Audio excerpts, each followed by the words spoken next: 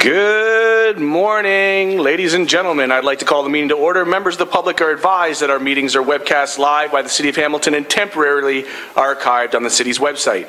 Other individuals and the media may be audibly or visually recording this meeting, and as well, a reminder that all electronic devices are to be switched to a non-audible function during the meeting, penalty of which is a $20 fine.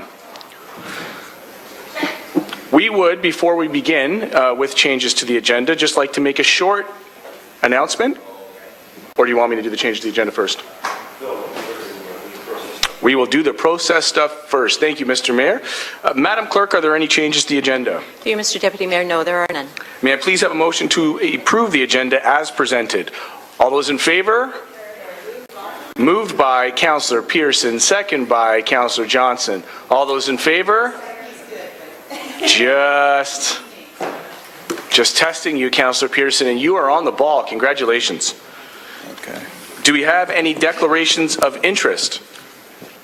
Seeing as that there are none, we have item 4.1, which is the Government Relations and Infrastructure Funding Update. I would like to pass the microphone over to Mr. Mayor Fred Eisenberger. Sure. Thank you very much. Just a quick comment on the announcement this morning.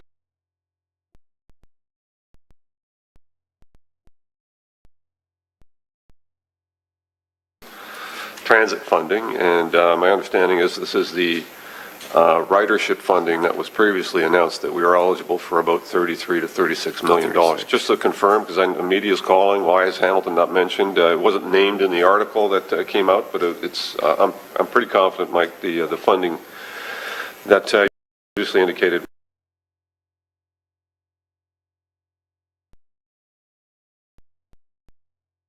The announcement this morning relates to, I previously identified earlier this month that we are awaiting the agreements between the provincial federal government. Those are being announced today under the Transit Infrastructure Fund. You're correct, Mr. Mayor. The allocation methodology will be based on ridership. Hamilton represents approximately 2.2% of public transit ridership in the province. The funding allocation for the province is about $1.48 billion. So if you take that 2.2%, Hamilton's share should be in that range of approximately $33 to $36 million. And today, staff will speak to some of the criteria that we understand will be confirmed through the agreement, such as substantial completion dates, again, in terms of what some of the eligible costs are. So again, the purpose of today's presentation is to provide some additional information as it relates to that program and the alignment of some of the city's priorities, not only transit, but water and wastewater as well. Thank you, Mike. I thought it was important to indicate, because we're getting calls, why isn't Hamilton part of this? Hamilton is. They just didn't happen to mention that in the article, Canadian Press, I believe. And so it mentioned Barrie, it mentioned Waterloo, it mentioned Toronto as examples, I guess, of areas that would get funding. All transit operations in the province will get funding, and as Mike explained, that's our portion of it. So I appreciate that clarity, and I thought it was important to clear up right up front. Thank you. Outstanding. Perhaps they were too busy talking about our hip party. Councillor Partridge. Good morning. Thank you. Just a quick clarification through you, Mr. Chair, to Mike. I heard it mentioned that this was previously announced. So is this new money, or is this money that had already been announced but is now being recommitted to Hamilton? So through you, Mr. Deputy Mayor, the funding was committed through the the spring federal budget. And so what we've been awaiting for is the agreement to be executed between the federal government and the provincial government. So it is part of today's announcement, represents part of the federal government's 10-year infrastructure investment. And what you'll hear today through the presentation is transit, the current phase. There's two phases to transit. The first phase represents a 3-year commitment. And with respect to water and wastewater, it is a 5-year commitment. So again, Part of the presentation today will include some of the timelines with respect to the infrastructure programs, some of the criteria, and how Hamilton's priorities, both transit, water, wastewater, align to those criteria and those programs. Okay, thank you, Mike.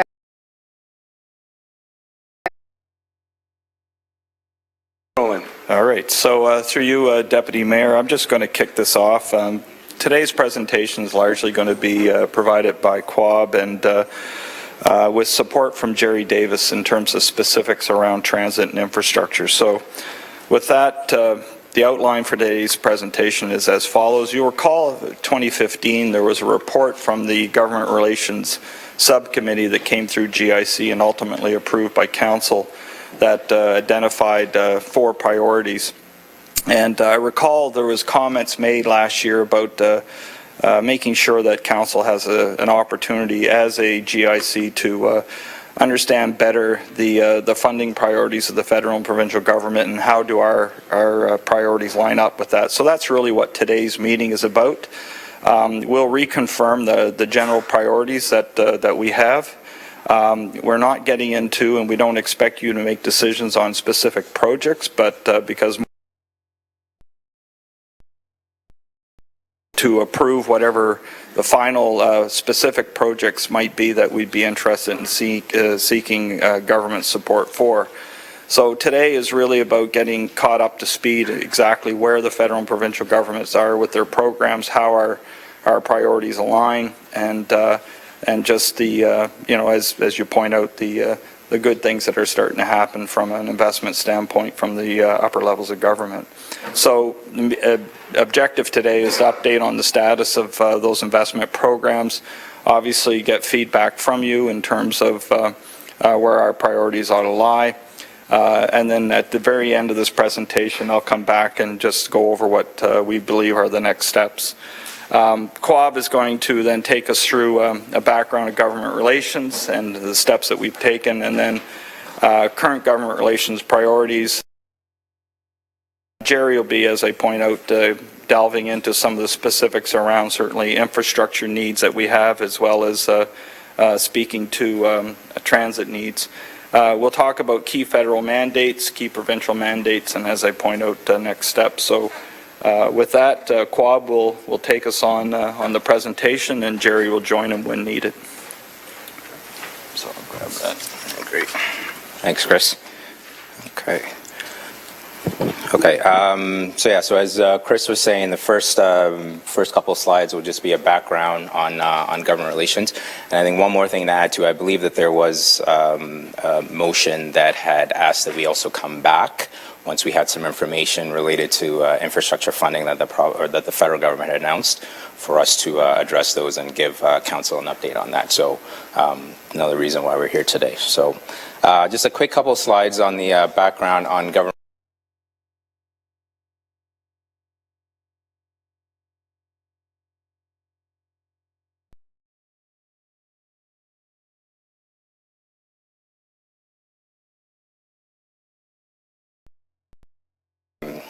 Fairness to Hamilton subcommittee. So there was a formal report, and I'll take you through a few of the steps in the next couple of slides to change that committee to the government relations subcommittee.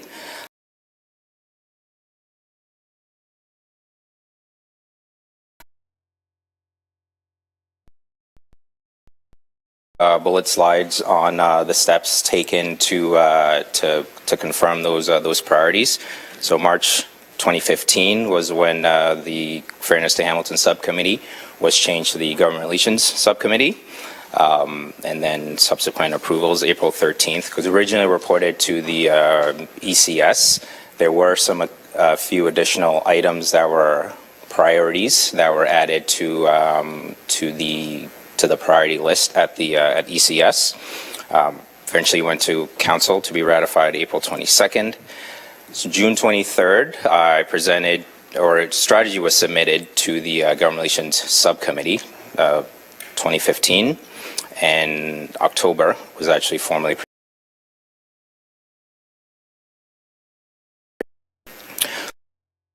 Slide, current government priorities to of the 4 core priorities that we normally speak to: transit, infrastructure, housing, as well as U.S. Steels. And then there's other areas too that we yes.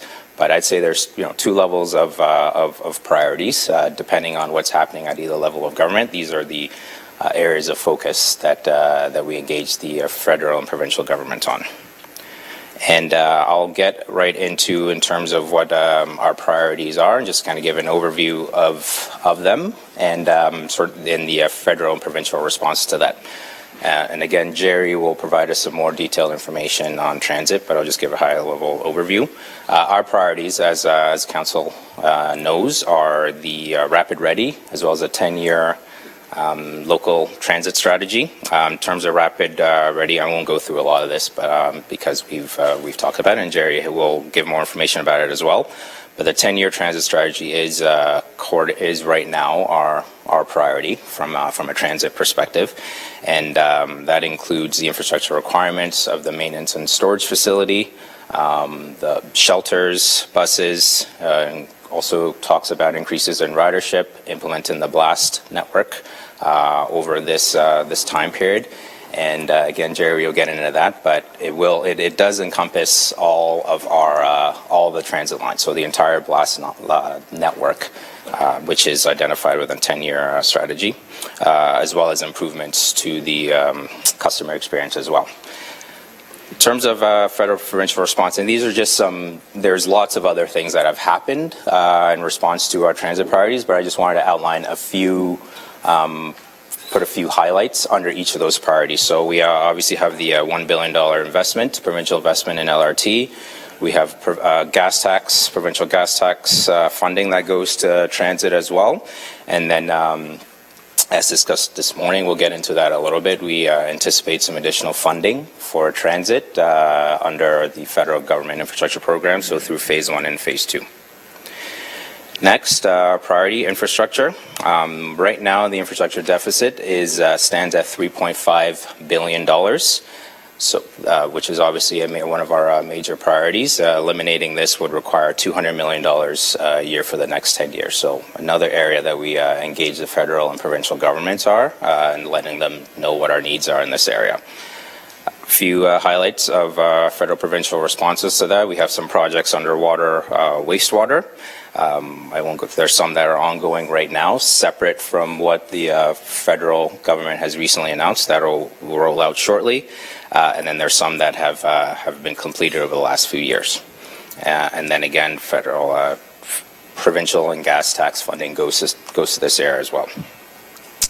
Housing and poverty reduction. Again, right now, obviously, our major initiative that we're working on is our poverty reduction strategy, which is our 10-year, $50 million plan, which will address poverty reduction issues as well as housing issues, and it will incorporate our housing and homelessness action plan in order to address that.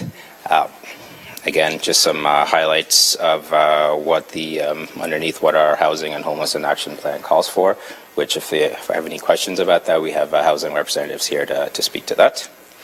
Just in terms of next few slides, we'll speak to federal provincial response to that. This slide speaks to existing funding, what we're getting right now. We have HPS funding with annually we get about $4.2 million. Federal government just recently announced a $2 million enhancement to that, so that's over a year and a half, our housing folks have said. And that focus on that is housing first programs, homelessness prevention. We have CHIPI funding, so HPF funding, which is $19 million annually. Emergency shelters, housing stability fund, and homelessness prevention. Those are the primary areas for that funding. In February, the province announced $7 million for energy retrofits. That money came to the city, but my understanding is that we will administer the program, and there will have to be, anyway, the housing folks can speak to that a bit more, but that was announced in February. We received $7 million for that. Also, the local poverty reduction fund, provincial fund, which is $50 million available. We received $572,000 for that to go to the Learning Annex. My understanding of the name for that is changing, but that's the money that we received for that. There's different rounds of funding that they'll be launching for that with different themes. That funding is focused on results-based initiatives, but we did qualify for some funding for that, as well as we're anticipating federal consultation on a national poverty reduction strategy, which may have some funds attached to that as well. So we'll await the details on that. In terms of new funding that the federal and provincial governments announced, so through the Federal Social Infrastructure Fund, the city will be receiving $23 million. We're anticipating additional funds from the province on top of that. We don't have the exact numbers for that yet, but post-2018 there'll be additional funds. But what we know right now is $23 million in new funding. And this is through one of the three buckets of federal funding, and I'll speak to that in a few minutes. But this is new funding for the city, $23 million. Part of this will go towards construction and renovation of housing for seniors. This will all be administered through IAH, so the Investment in Affordable Housing Program. So year one, here's a breakdown of what we're going to be getting in terms of year one, $18 million. Few new programs that they have underneath that first SHIP, and then $7 million. And then year two, we anticipate about $5 million, again, new funding. There was an enhancement, as I mentioned before, to HPS, the Homelessness and Housing Partnering and Strategy. So that was a $2 million enhancement to that. As well as we're anticipating new funding through CHIPI as well, but my understanding is that by the end of this year we should know what we'll be getting for that.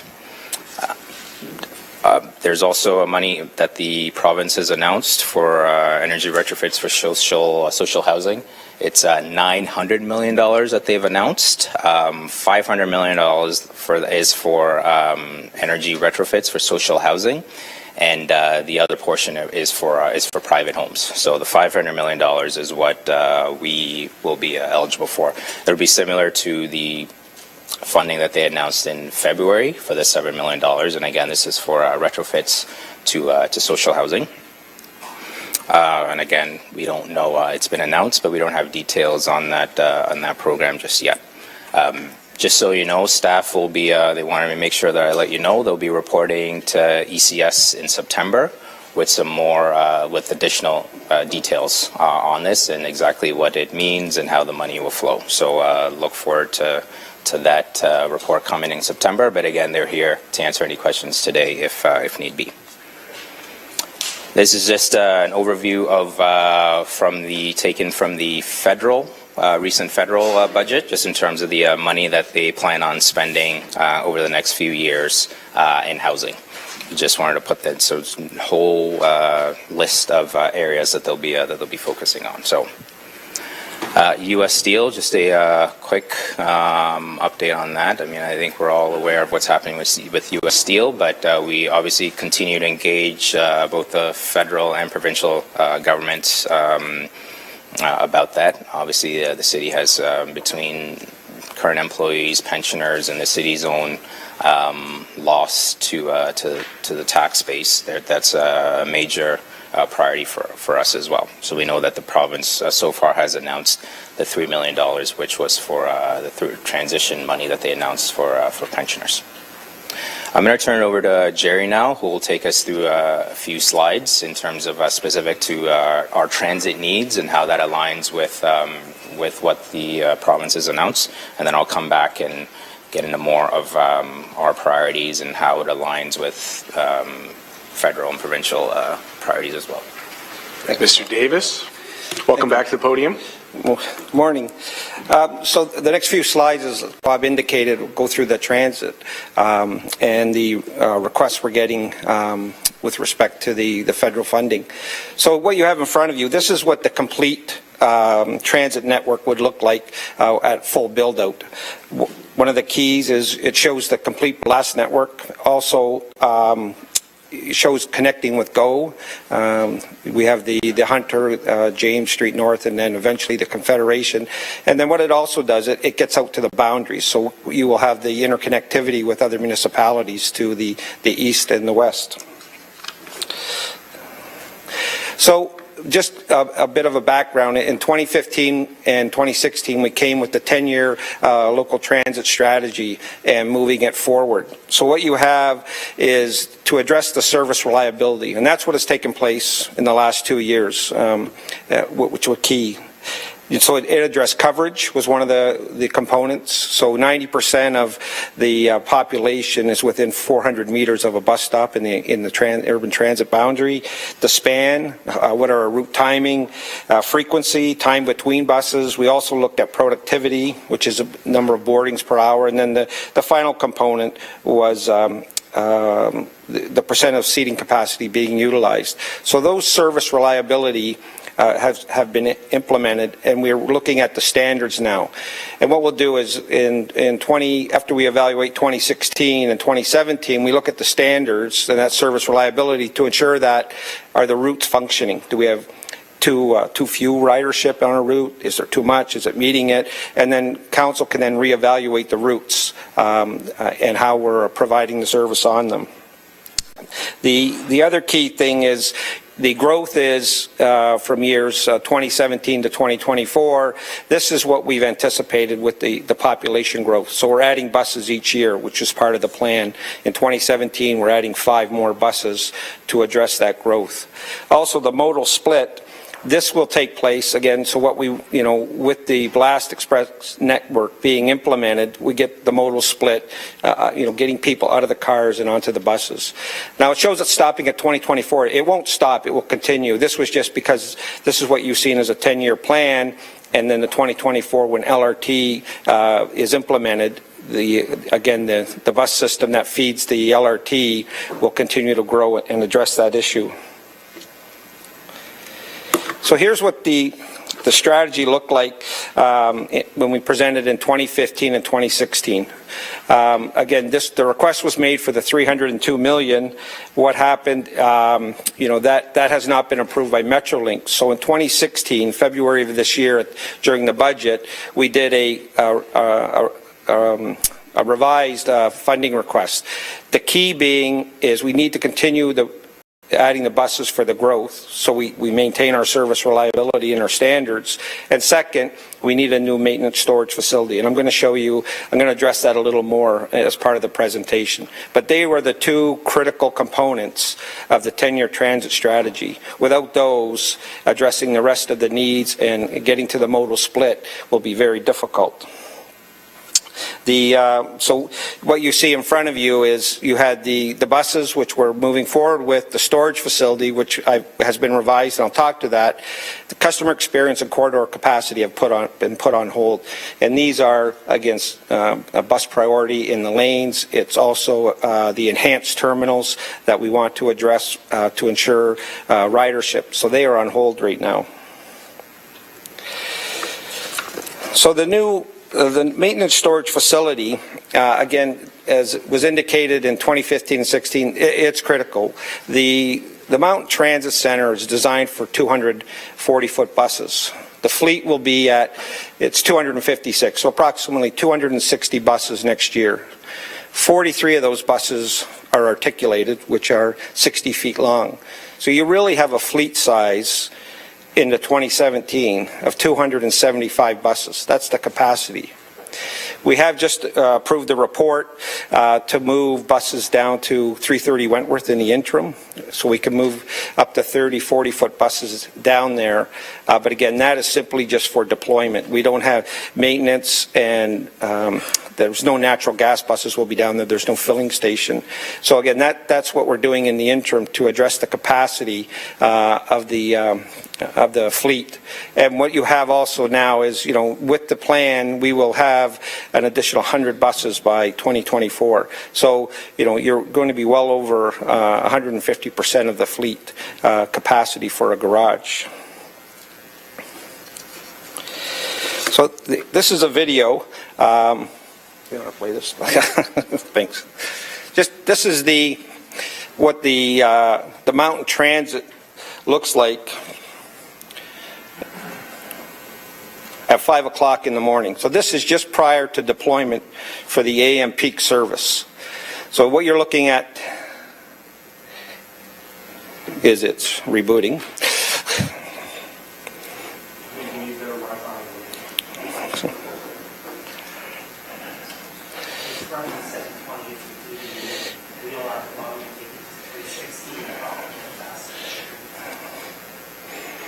Just leave it like that if it's going. Yeah, leave it like that. So this is what the inside of the garage looks like. So this is where the capacity is for 200 buses. And again, so this is prior to the drivers getting in and taking the buses out in the morning. And so the morning peak, probably 210 buses leave the garage for the morning service and the AM peak service. So what's here is this is the east side of the building. This is the mountain transit, the park and ride. And again, we have to use all of the space there for the buses storage. It wasn't designed for bus storage. It's there. What you're seeing now is this is the north side of the building, where again all the buses are being parked because there's no capacity on the inside. What you see to the right, that's all for driver parking when the drivers, the operators show up. This is the west side of the building. Again, that shows the garage. All the buses being ready for deployment, and again, it's packed solid in there. And then when you go further to the west, we're using all the outside storage as well. So we've paved up on top of the hill, and we put a number of buses up there. There's no room on the south side of the building. We put in the new compressed natural gas filling station, so there's no room there. So the buses are up there, but what's problematic is we have very limited deployment space when they leave. And if you can imagine, in a winter maintenance, if we have a storm, plowing is not a problem, but there's no place to put the snow. So getting those buses out in a bad snowstorm in the morning would be very problematic to move the snow. You can't pile it anywhere because we have buses on the entire site. So these are the challenges with the existing facility. It's 30 years old. It still operates well. It's just the capacity of the buses to address the blast network is going to be is a top priority. So we went after the 2016 budget, again, the emphasis being the maintenance storage facility and the buses. The estimate was $200 million. So presently, we're investigating the MSF.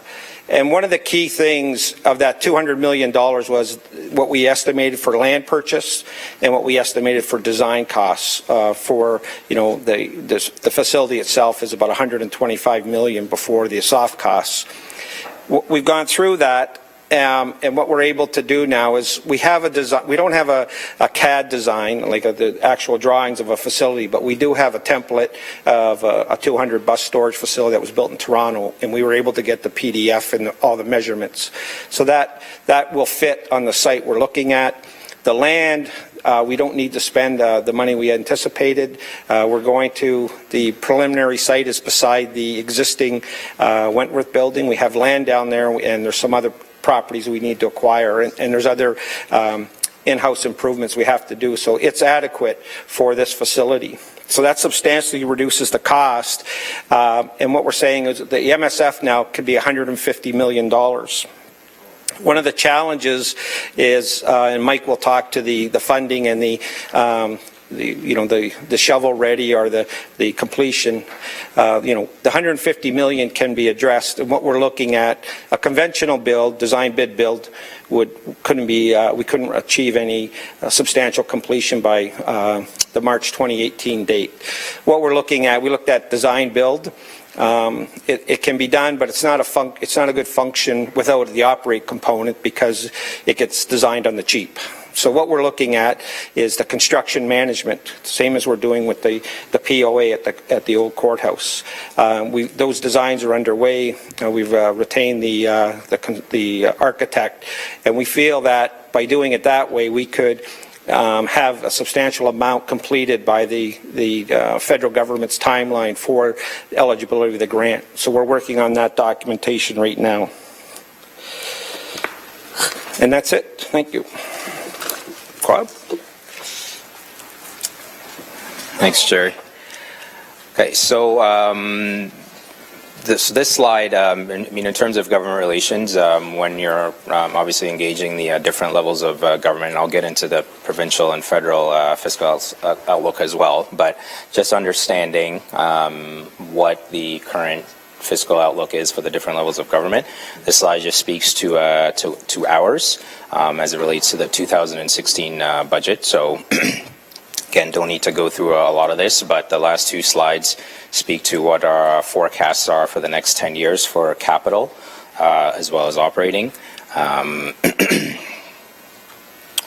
So I'll get into, this slide is very busy, but the reason I put it together is looking through all the federal cabinet ministers' mandate letters and seeing which ones aligned with our priorities. There are a few of them that a few different ministers whose mandate letters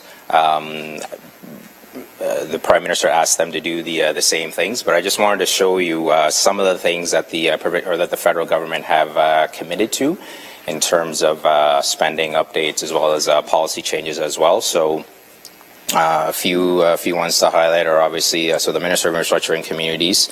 One of his, as well as the Minister of Transport, is to develop a 10-year infrastructure strategy, as well as refocusing the Building Canada Fund, which is a previous fund that was announced by the previous federal government, but their mandate is to refocus it so that it's more friendly for municipalities. Minister of Families, Children, and Social Development, Minister of Infrastructure and Communities, to develop a housing strategy. So work is underway for that now. I understand that they had a federal provincial meeting this summer, and the work is underway for them to complete a housing strategy. Minister of Families, Children and Social Development, lead the development of a poverty reduction strategy. Minister of Finance, remove the GST on capital investments. I don't need to read all of these, but just again, it's showing you how some of what they've been mandated to do aligns with our government relations priorities. A lot of this work is, there hasn't been a lot of announcements on it. A lot of work hasn't started on it yet. Their focus right now is on the three buckets of money that they've announced, but some of this have started, obviously, like the National Housing Strategy and the Poverty Reduction Strategy, but there is still some work to be done, and a few that once they do develop, I think will have potential, obviously, to benefit us.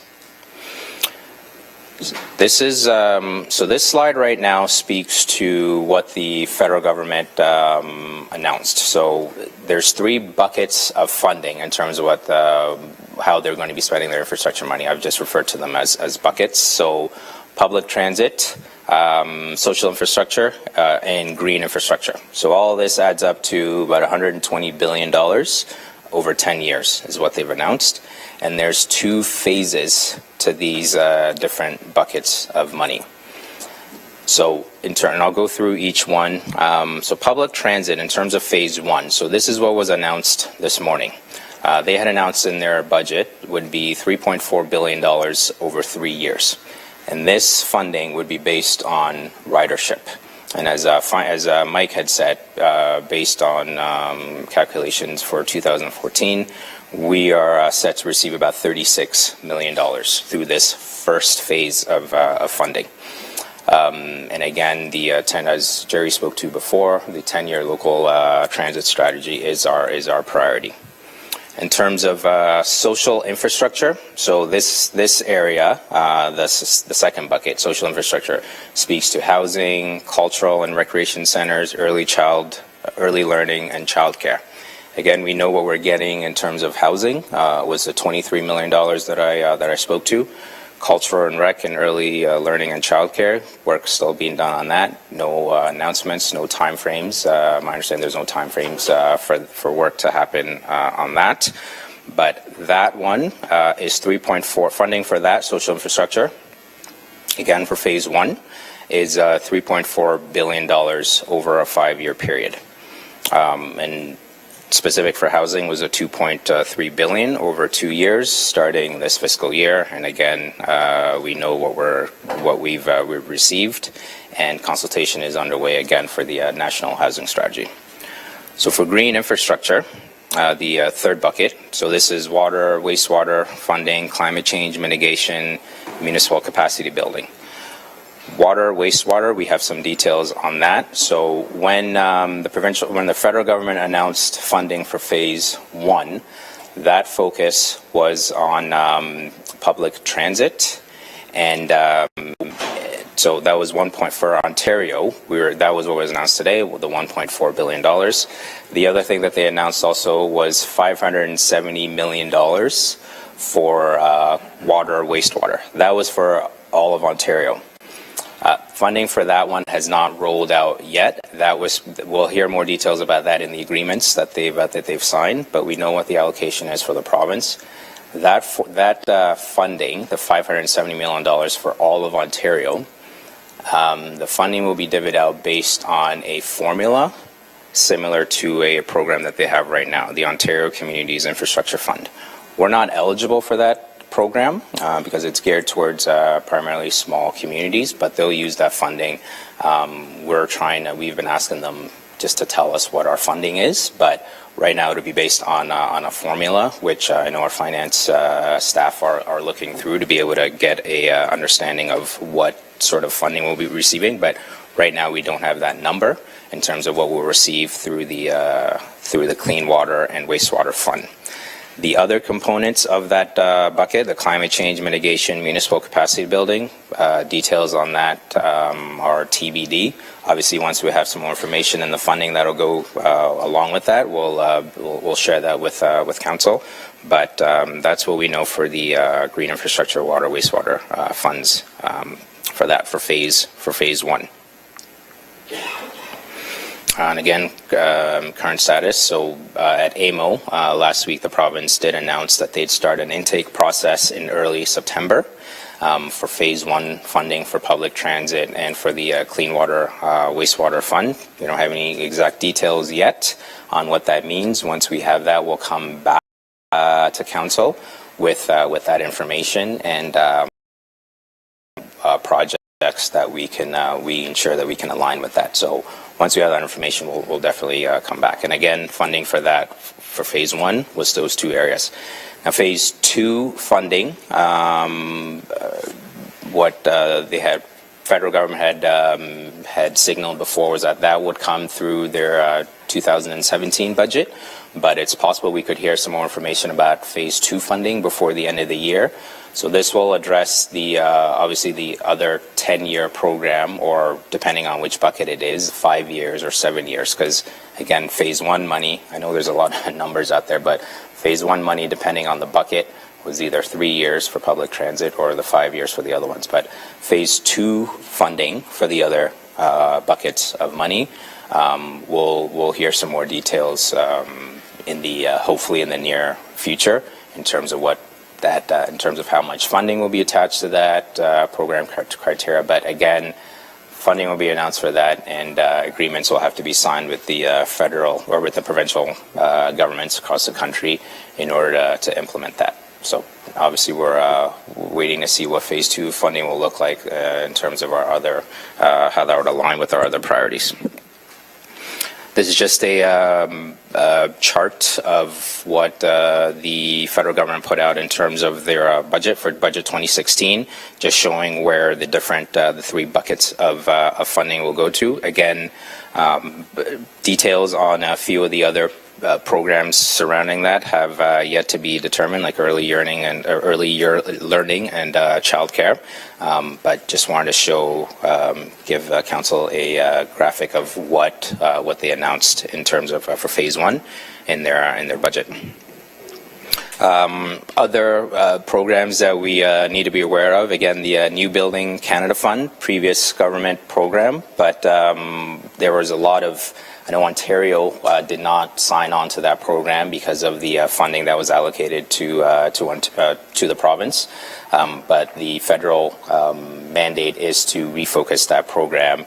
They've added a couple more eligible projects underneath that, but there's not a lot of details in terms of funding and how they're rolling that out yet, and as well as other areas that we need to focus our areas in terms of national early learning and childcare as well. And again, just a quick snapshot of current fiscal government outlook. This includes obviously all their spending that they have announced in terms of infrastructure, but they obviously face a very large budget deficit for this fiscal, and no formal time frame given to surplus, given to when they will return a surplus in the foreseeable future. But obviously, I think we've all heard that their focus is on infrastructure and getting that money out. Again, another busy slide, but we've moved on now to the provincial mandate letters, and again, taking the key ministers and ministries whose mandates align with ours. There's a few. I won't go through everything, but just some of the key ones. So the top left-hand corner, Minister of Transportation and Finance. Obviously, the $29 billion in transit and transportation that they've announced. This is the funding. This is the money where the LRT investment came from through this $29 billion transit and transportation, and they've split that off: $15 billion for GTHA, and then $14 billion for elsewhere for the rest of the province. But there's a lot of this that work is underway right now. Obviously, a review of municipal affairs and housing, two separate ministries now, but just the work that obviously pertains to us, amending the Planning Act, changes to the Development Act, a few of those that have a effect on us, whether policy-wise or funding-wise. In terms of the what they've announced that we've sort of really focused our energies on and efforts. So the provincial government infrastructure announcement right now is $160 billion over a 12-year period, starting in 2014-15. In their most recent budget, 2016, they did commit $137 billion, but what they did was they went back a few years and now have, the number that they talk about is $160 billion over a 12-year period in infrastructure investments. So again, this includes that $30 billion that I spoke to, previously, which funding for LRT came from, but infrastructure investments in this area, this is all their infrastructure investments over the next 10 years. Again, in transit, roads, bridges, schools, so that includes universities, secondary schools, as well as hospitals, is where their $160 billion infrastructure commitment comes from, and this is what they speak to publicly. The other source of funding that we have to keep an eye on is their climate change action plan. So this action plan was announced in the spring of 2016. So this speaks to what they're doing in terms of cap and trade. They're anticipating about $1.8 to $1.9 billion annually in cap and trade funding. We know that affects us already in terms of what transit has to pay, because this will mean higher fuel costs. But that funding, their climate change action plan, speaks to how they're going to be spending that $1.8 billion. So we've already started to have conversations. In fact, we have a meeting with an ADM coming up in the near future to where there's money that's going to be allocated for municipalities based on this climate change action plan. So we know some of the areas that they'll focus on: transportation, so it's cycling infrastructure, low carbon buses, and other transportation methods as well, land use planning, buildings and homes. So there will be funding that municipalities will be eligible for, that we've already started having conversations with the provincial government about. Again, their provincial government fiscal outlook, which speaks to their deficit for this year and the next couple of years.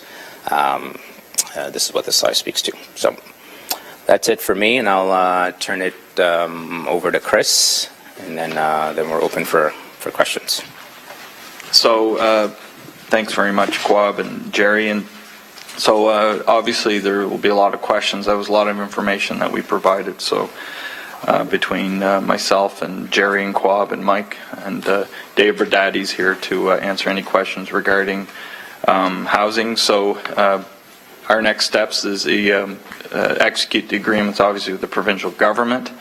The conversations that are occurring right now with the federal government around the Phase 2 budgetary commitments are something that we'll be wrapping up, I imagine, coming weeks or months.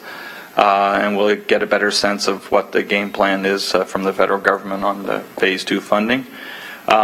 And of course, develop additional list of potential projects for Phase 2 once we understand the details. And of course, we'll report back to Council with that. Obviously, continue to work with our MPs and MPPs. And then I think it would be timely to consider a trip this fall to Ottawa. I don't think in the time that I've been here that we've done that. But I think not unlike what we did with the provincial government, a meeting with the feds would be in order, not unlike what I know other municipalities do. So with that, we'll wrap up our presentation and look forward to any questions or comments that you might have. Thank you very much, Mr. Murray, Mr. Davis, Quab, everybody. We have Councillor Collins. Thanks, and a lot of good information. Much of it we've seen snippets of in different presentations in the past, whether it be a budget presentation or government relations committee work that's flowed through some of our standing committees. But it's good to see it all tied together in one presentation. And the question I have, and I'm having trouble understanding, you emphasized at the beginning, Quab, and maybe this is a better question for finance, but there's been an emphasis over the years on our infrastructure deficit, and I think we know, Mr. Chairman, quite clearly that it's over $3 billion now, and it's steadily climbing because, as our budget documents point out, without investments from the province and the feds, there's little opportunity for the municipality to make inroads with the infrastructure deficit because we're basically taxing the community as much as we can to deal with that infrastructure deficit. And there's certainly a ceiling there in terms of how much we can charge municipal ratepayers for the deficit, whether it's on an annual basis or over the extended period of time, 10, 15, 20 years. So we know what that number is in terms of the deficit. And it's the 3.3 billion, I think, that you referenced, and it's 200 million a year or thereabouts. And so when I read the budget books, I try to understand how the budget deficit is impacted by provincial or federal funding announcements. And so, again, in reviewing the budget documents, I couldn't find transit's infrastructure deficit. And transit seems to be, for both the province and the feds, the biggest funding announcements have flowed through to large and small municipalities across the country for transit-related projects. So I had trouble finding that, and I was hoping that finance could help us understand today how will the transit investments that have been announced, the funding formula from the feds that was just referenced earlier today, the LRT announcement, which is the bulk of almost everything we're going to get from the province and the feds from a funding perspective, how does that impact the $200 million annual deficit? Does that take us to 195? Does it take us down to 150 because it's $1 billion and that's a big chunk of change? So through you, Mr. Chairman, and it's probably a better question for finance because I think I already know what the answer is. How is the infrastructure deficit then impacted by the big announcement that we've received, infrastructure-related announcement from the province? Mr. Zagarek? Through you, Mr. Deputy Mayor, the annual infrastructure deficit figure that staff have been reporting on for a number of years, the $195 million annual, infrastructure deficit relates to the work of the asset management group going back to 2012. And in 2012, transit had a replacement value. So the replacement value of all of transit's assets was approximately $130 million. And at that time, we were investing somewhere in the area of $12 million annually towards transit infrastructure. Consequently, we were reporting no infrastructure deficit for transit. So again, we had a asset replacement value of about $130 million. Right. And in terms of our annual investments, that was sufficient to continue to replace those assets. More recently, in July, Public Works reported they updated that figure. That figure is now at $204 million for transit. In terms of the asset groups, it was ranked one of the highest rankings in terms of the city's asset groups. It was a B, but trending down. A majority of the other asset groups were C's.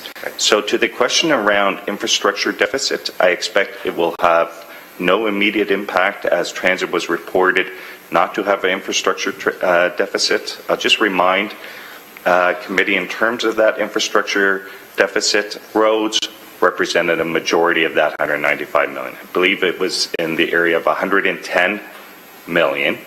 Of that $195 million annual infrastructure deficit was related to roads, bridges, and traffic. Right, and if you go back to the budget books, I think that's a key point to make. 47% of our infrastructure, when we do the inventory, is related to water, wastewater, and 28% is roads, bridges, sidewalks, the meat and potatoes of what Mike just referenced. And so when you add those two figures up, we're talking about 75 or three-quarters of all of our infrastructure fall into those two buckets, if we want to use that term, which was used many times appropriately so through the presentation. So when I look at the infrastructure deficit chart that we've been provided on an annual basis, and I now compare the infrastructure deficit to the funding announcements that are being made at the provincial and federal levels, I'm trying to understand how these announcements, and we welcome investments from both levels. Anytime someone announces money for Hamilton, it's good news. So, but I'm trying to understand how strategically, and this is a strategic process, how our infrastructure deficit then is reduced based on the asks that we'll have, or the announcements that will come from provincial and federal ministers over the next, let's just use this term of office. So at the provincial level, if you could go back to that slide where you showed the $31 billion right there. So that last one, that is basically the funding announcement for this term of office for Premier Wynne and her government, and that would include our council mandate as well, which they conveniently overlap. And so the 15 billion earmarked for communities outside the GTA, what do they receive? And if I could ask through you to finance, what's included in that envelope for municipalities outside of Toronto and Hamilton? Mr. Zagarek? So through you, Mr. Deputy Mayor, if I understand the question in terms of eligible projects, right. The basket of eligible projects is broader than the GTHA. Not only does it include transportation, but it would include water and other asset groups as well, such as roads and bridges. So conveniently for other municipalities who are probably in the same boat that Hamilton's in, Mr. Chairman, they'll be eligible to apply for, and these would be considered the traditional infrastructure projects that have been offered historically for decades through higher levels of government. It's the meat and potatoes of the public works stuff where we find ourselves in the greatest deficit position. So to be clear, we are not eligible to apply for the $15 billion, which would address the greatest need as part of our infrastructure plan. Just to be clear, is that correct? Through the chair, that's correct. And that would be for the entire term of office. Is that a safe assumption to make? Through the chair, that's correct. And so the 16 billion, then our billion comes through, will flow through for a project that, as has just been stated by our finance staff, will have absolutely no impact on our infrastructure deficit. Is that an exaggeration for me to state something like that, or is that Quab, are we exaggerating buckets to envelopes through you or to Mr. Zagarek? Yeah. Are we exaggerating the buckets to envelopes? To be clear, the $1 billion, as was stated, because transit does not have primarily an infrastructure deficit, at least as reported through our asset management plan, it will not have, and again, correct me if I'm wrong, it will not change the gauge as it relates to infrastructure. Once that money flows through to the municipality, things almost will stay status quo. So that number, that infrastructure deficit number, may not change significantly after that announcement and investment is made in Hamilton. Through you, Mr. Deputy Mayor, that would be correct as it relates to the Transit Infrastructure Fund. So the Transit Infrastructure Fund has the potential to assist the City of Hamilton as it relates to the expansion of transit. In the case of water, wastewater, it does have the potential, that Water and Wastewater Fund has the potential of reducing the water and wastewater infrastructure deficit, as we'll be able to put forward projects that were intended to be locally funded. So now we'll be able to apply potentially 50% federal funding against those projects and reducing the local contribution. So in the case of water, wastewater, there is the potential to reduce that infrastructure deficit figure. For whatever portion exists as part of that contract, that it will apply below the roads in that specific area. Yeah, through you, Mr. Deputy Mayor, yes, and specific to that water, wastewater, that green infrastructure program. And can I ask, and I know it's an assumption to make then, the other municipalities that are applying for the monies outside of the GTHA, is that on a per capita basis that that money is distributed? So through you, Mr. Deputy Mayor, I believe it's parts. It's the funding methodology is the Ontario Community Infrastructure Fund. Qua made reference to in his presentation that the water and wastewater funding will be based on the methodology that's used by the province of Ontario through the Ontario Community Infrastructure Fund. We, the City of Hamilton, because of our size, have not been eligible for funding through that program previously, and that's why, as Claude's made reference, we are asking ministry staff for clarity as to how that methodology will be applied for Hamilton. I expect we will be eligible for funding under that program, but again, as we haven't been recipients under that program in the past, we're asking for clarity as to how that methodology will be applied in the case of Hamilton going forward. Okay. And if I could switch gears then to the federal level and the investments, the buckets that are available at the federal level for municipalities across Canada, most of it, and if you could switch to that slide, Claude, and they're not numbered, so I don't recall. Yeah. There we go. Again, and we welcome, again, any checks that are coming our way to deal with infrastructure deficits, and I know that a lot of the focus so far at the federal level has been around housing, and I don't know if there's anyone around the table who's more pleased to see those dollars flow through to our municipality than me, but I know that we're collectively all in on the housing issue. We know what our deficit is, and we know that strategically the funds that flow through to the municipality will have a direct impact on the infrastructure deficit line that's reported through our asset management plan. But my concern is that, again, absent in this list, if I look to where the greatest need is, and Mike has mentioned it today, water, wastewater, roads, bridges, that's where we continue to fall on an annual basis further and further behind.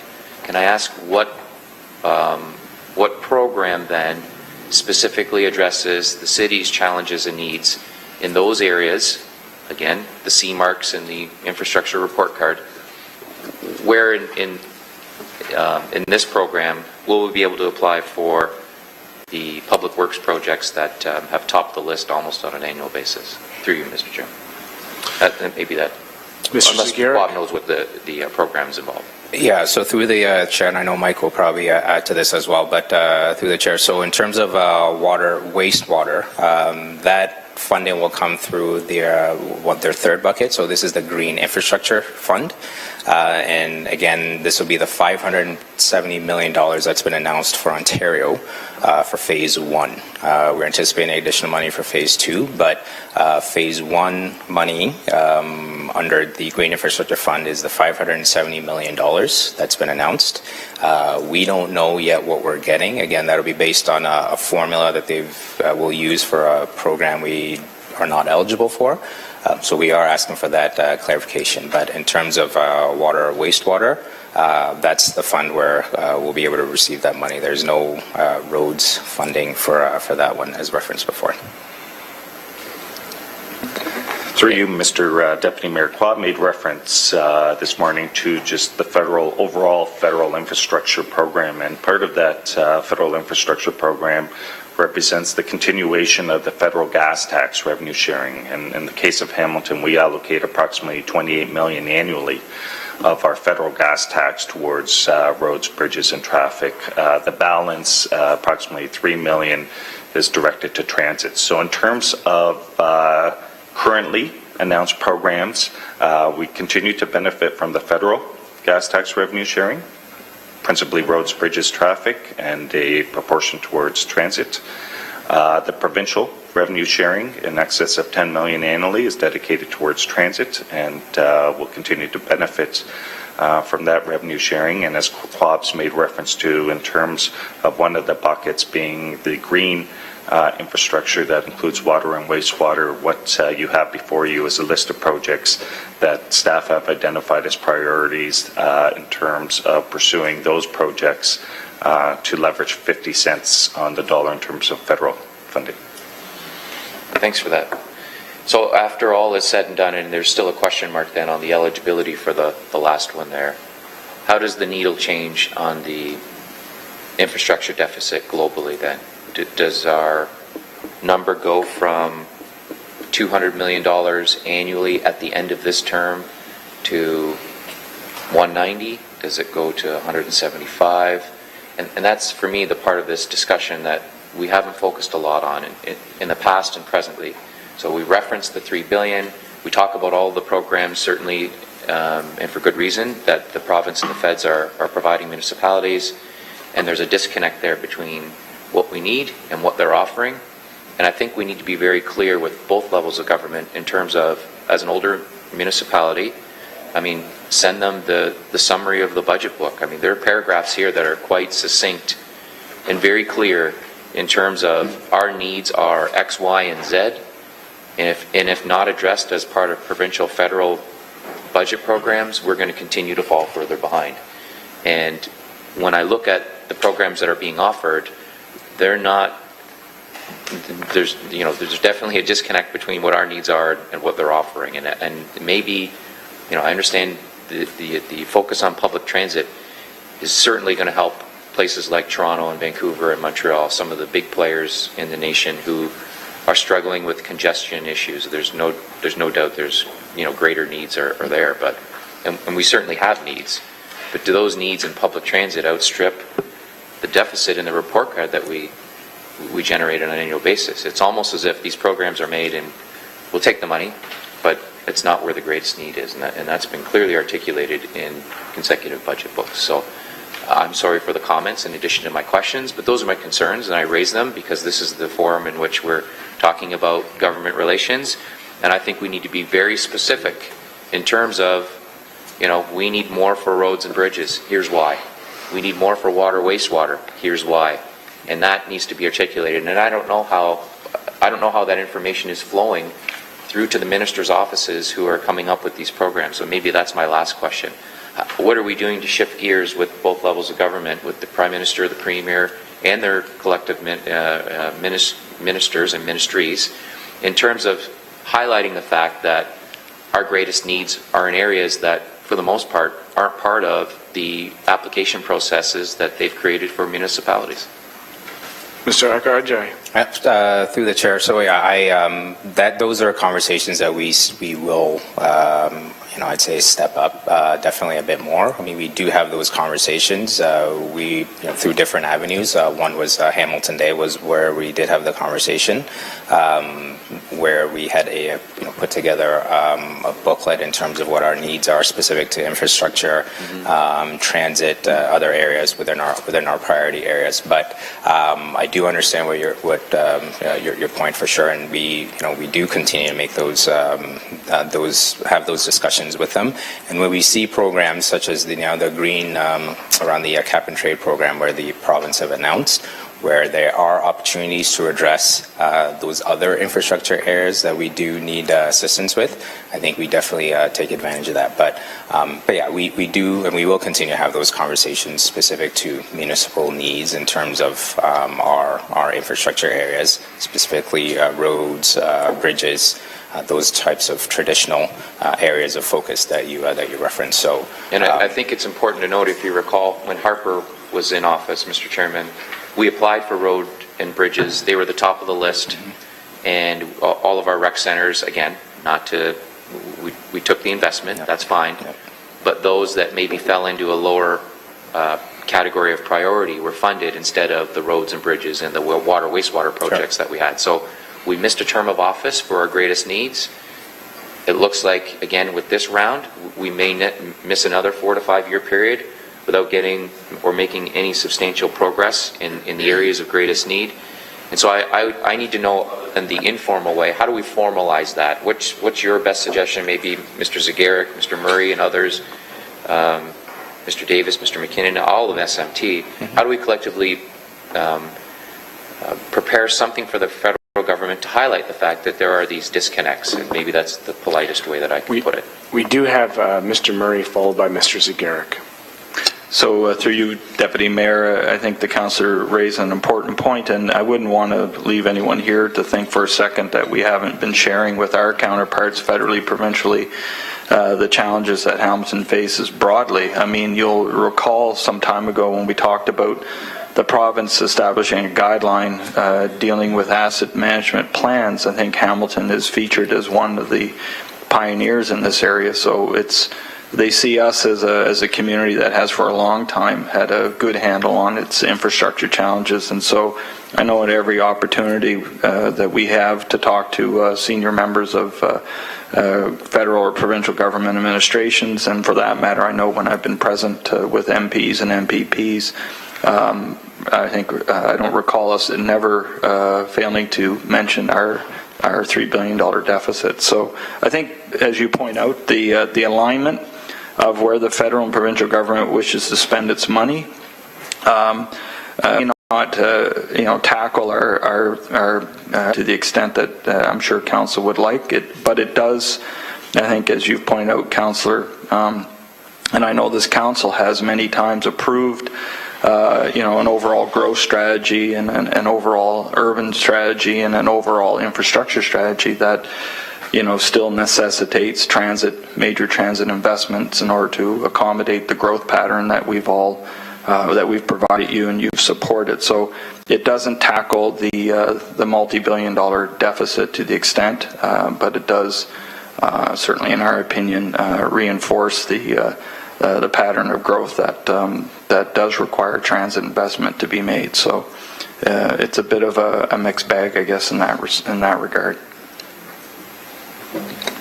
Through you, Mr. Deputy Mayor, I just want to add in terms of our relationship with senior levels of government, and ours not specific to Hamilton but municipalities, because we seem to be in the midst of a journey with senior levels of government, moving municipalities to a more mature relationship with them, treating municipalities as a more mature partner. And so I just turn to the legislation that's been introduced by senior levels of government over the last few years, in terms of, for instance, in 2015, around the promotion of strategic infrastructure planning. And as municipalities follow Hamilton's lead as it relates to asset management, those should be the basis for determining our infrastructure priorities. So as municipalities develop our infrastructure plans, as municipalities develop our long-term financial plans, those should be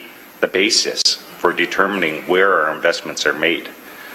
So I turn to the model that's used by the federal government, the federal gas tax model, whereby they float funding through AMO to municipalities, and municipalities using those strategic plans determine where our priorities lie, whether it be roads, whether it be transit, whether it be water and wastewater. So I would hope that as we continue to develop that relationship with senior levels of government, as municipalities exhibit that structure, that long-term infrastructure planning structure, that multi-year budgeting structure, is that we'll be able to evolve our relationship such that municipalities will have more of a say in terms of where those incremental dollars are invested, rather than necessarily being tied to the federal and provincial priorities. And thank you for that. Quab, go ahead if you want to say. Yeah, and also, so we do have a formally, we do have a GR strategy that does lay out a plan of how we engage the different levels of government based on our priorities. So it speaks to tactics, strategies, engaging local MPs, engaging the civil service. So there is a formalized way that we do go ahead and engage them, whether it's through policy discussions, consultations, one-on-one meetings. So again, there's that formalized methods as well as informal methods to engage that we do use to engage the different levels of government on our priority areas. And it is determining what our goals and objectives are, determining what our GR priorities are, and then have tactics underneath that do speak to that. So. And I think the report card, as was referenced, it's important. I mean, it's a high-level assessment of the state of the infrastructure, as well as, I mean, there are paragraphs in our capital budget, in the preamble to the budget, where it states more federal provincial infrastructure funding as well as increasing own source revenue is necessary to improve the state of the city's existing infrastructure. Otherwise, the city's capital program over the next 10 years will increasingly consist of emergency repairs to its existing infrastructure. You can't get more clear than that. And I just find that, we're almost formulating and preparing our ask list based on what they're offering. And we have no choice but to do that. But as was referenced again by finance staff, our needs are in some cases in other areas where we stand to get almost no funding. And that's a concern to me. So I'm sorry to take up so much time. I've been waiting for this presentation for several months. I've had a number of offline conversations with finance staff and others. And I think that this is setting the course for the city for the next 5, 10, 15, 20 years. And again, without the funding, as was referenced, we're going to continue to just put out fires, and I don't think that's good enough. So those are my comments and my questions. Thanks, Mr. We do have an extensive speakers list. I'm not sure if you guys would like to accommodate yourself with some chairs. It might turn into one of those meetings. I'm just putting it out there. You're okay? Sit down. Yeah, we can go sit down. We have a speakers list of councillors Jackson, Marula, Whitehead, and Mayor Eisenberger. We will direct them to SMT row and allow the questions to happen from there. Oh, Terry. Councillor Jackson, the floor is yours, sir. Thanks, Mr. Deputy Mayor. And Quab, Eko, Jay, excellent job with your, I think, your first major presentation to this body. Excellent presentation, lots of information, and very timely and important given the change in tone we have in Ottawa that seems to hopefully be more supportive to municipalities, as well as working in concert currently with the similar government stripe in Ontario. And thank you, Jerry, as well, and Chris and Mike, of course, for your supportive comments and additional information added. So, Mr. Deputy Mayor, Quab, basically, report 4.1, the recommendations that you present here from a multi-party body of staff, this is exactly what your best recommendation is today to GIC. Mr. Deputy Mayor, through to Quab. Mr. Ako Ajay.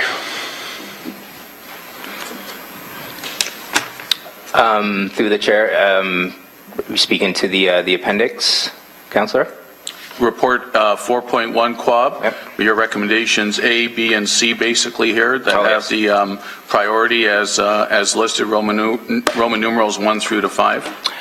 Through the chair, yes, that is my. When we undertook this process, it was reviewing the existing priorities and seeing if they still reflected what the city's needs were in these areas. And I would say, obviously, working with staff, these are our best areas in terms of recommendations. Thanks, Quab. If you could just scroll back on your slide presentation, can you do that from where you are? Great, Quab. Just keep going back. I think it was your third or fourth slide. If you could just go all the way back. Just a minor technical, the one that says current government relation priorities at the top headline. Let's see. One more. Maybe one more there. There we are. So you've just flipped transit and infrastructure on that slide to where you ended up today on report 4.1. Just a comment, or this was, if you will, a draft presentation in its final form, but ultimately infrastructure ended up as the top priority in 4.1, Mr. Deputy Mayor. Through to Quab. Through the chair, yeah, that's just an error on my part. Oh, okay. Yep. So 4.1 is where we're at. Okay. Correct. What is the deadline to, if I missed it earlier, Mr. Deputy Mayor, what is the deadline to submit? I'm really pleased we're having this meeting, and like Councillor Collins, some of us have been after this kind of presentation so that we don't miss any deadline. What's the actual deadline to submit, Mr. Deputy Mayor? Through the chair, that information is not available yet. In fact, they haven't even announced the intake process. They've announced, the provincial government have announced that the intake process for this round of funding will begin in early September. So we don't have a date for that as of yet. So, Quab, is it your hope that if this body supports 4.1 or whatever amendments colleagues might try to make, we're fine in terms of this fall session with both houses going back into session? There's nothing to worry about in terms of technical deadlines. That's all, because I've been around long enough to know that sometimes if we miss it, then we're scrambling. Mr. Deputy Mayor, through you. Through you, Mr. Deputy Mayor. Mr. Zagarek? Mike? What Quab's identified is the intake process. So again, we expect, we'll confirm today after the formal announcement today from the senior levels of government what that intake process will be as it relates to both the transit and the water and wastewater programs.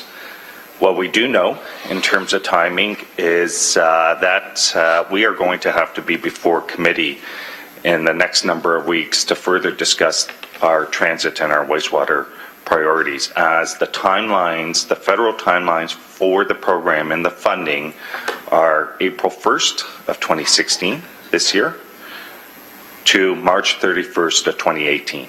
And that does not provide municipalities much time to seek council approval for the priorities, to put them to the senior levels of government for approval, and then to enter into any procurement of either goods or services as well. Just in terms of timelines, March 31st, 2018 doesn't provide very much in terms of construction season as it relates to any outdoor work. So we are going to need to have conversations with senior levels of government as it relates to the flexibility that municipalities might have or need as it relates to this first phase of funding. So again, as it relates to the City of Hamilton's priorities, a conversation that the City of Hamilton may require with senior levels of government is the flexibility to phase in a project. So for instance, as it relates to the maintenance and storage facility, if that were to be the priority, we would require conversations with senior levels of government in an effort to phase it in over a number of years, such that we would have a phase of that project that would be eligible to meet that March 31st of 2018 timeline and avoid the risk of, again, not meeting that timeline and creating a greater risk to the local taxpayers. So again, what Quab's identified is correct, is we expect an intake process to be announced sometime early this fall, which will require staff to be before committee in the coming weeks and to confirm our priorities. And in the meantime, we will have to have conversations with senior levels of government as it relates to some flexibility as in terms of the program criteria, most specifically the substantial completion timelines. Mike, I really appreciate that. And Mr. Deputy Mayor, for those who weren't around on last term of council, we ran exactly into that with a couple of our rec centers that we're all very proud and supportive of, but we missed the construction completion deadline, and it ended up costing the local taxpayers some additional dollars. So that's, thank you, Mike, for picking up on the essence of my question there. Quab, respectfully to the opposition MPs and MPPs who do fine work for us. However, the government MPs and the government MPP, the government MPs of Bertina and Tassie, the government MPP of McMeekin in our area, Quab 4.1 and the list of priorities pending the discussion here today, we're on side for the initial feeling you've gotten from them as well, Mr. Deputy Mayor, because ultimately they're going to hopefully carry our message as well, both to Ottawa and Toronto. Mr. Ako Ajay. Through the chair, yes, that's correct. We did have conversations with them to let them know what our priorities are when specific to the federal MPs when they undertook their consultation for phase 2. So they are aware of our needs. Okay, they're aware. And any initial reaction, like, it looks good, that type of priority list, pending council's final approval, is the type of thing our Prime Minister and Cabinet are looking for, Mr. Deputy Mayor, through the Quab? Through the chair, I would say I didn't get feedback on every single project that's here, but in terms of specific to public transit, I mean, it's very prescribed in terms of the funding that we're receiving for this round of money. With the storage facility being an area of focus, we have had conversations with them about how that may be, how they will allow for some flexibility in terms of having allowing that to meet specific deadlines to 2018 and beyond in terms of phase 2 funding. So they are aware of our needs. I wouldn't say that they're they can definitely speak to every single water project that's on here, but it's very prescribed in terms of what the first 2 for phase 1 funding in terms of what the dollars will go towards. So I would say that yes, they are supportive of what our needs are. Terrific, Quab. Thank you. I know you can't speak for them, but just in discussions and with government relations, this is what's going to make it overall successful. Quab, can I just be clear when we say, and could you just go forward another slide or two, the one that says infrastructure at the top, please, right there. So, Quab, just to be clear, because you talk about green infrastructure, social infrastructure, the infrastructure generally that I say on behalf of my constituents is a top priority is in the area of roads, sidewalks, water mains, sewers, bridges. Mr. Deputy Mayor, through you, is that basically what this slide is talking about? Because you bring some other language into it in further slides, and I'm trying to disseminate and be clear here, because this is the area that I definitely, for me, is top priority, but I just want to be clear in light of other language you've used. Through you, Mr. Deputy Mayor. So through the chair, yes. So when the city speaks to our infrastructure, yes, we generally are referring to the roads, bridges, those sorts of needs. But the federal government has used infrastructure in different ways in regards to their buckets of funding, and that is their ways that they have used it. So the public transit, social infrastructure, which incorporates housing, recs, early learning centers, and then green infrastructure. So they have used infrastructure in a few different ways. When we speak to the City of Hamilton priorities, I mean, we normally speak to it in the traditional sense, and what the how finance have identified the $3.5 billion deficit to be. Okay.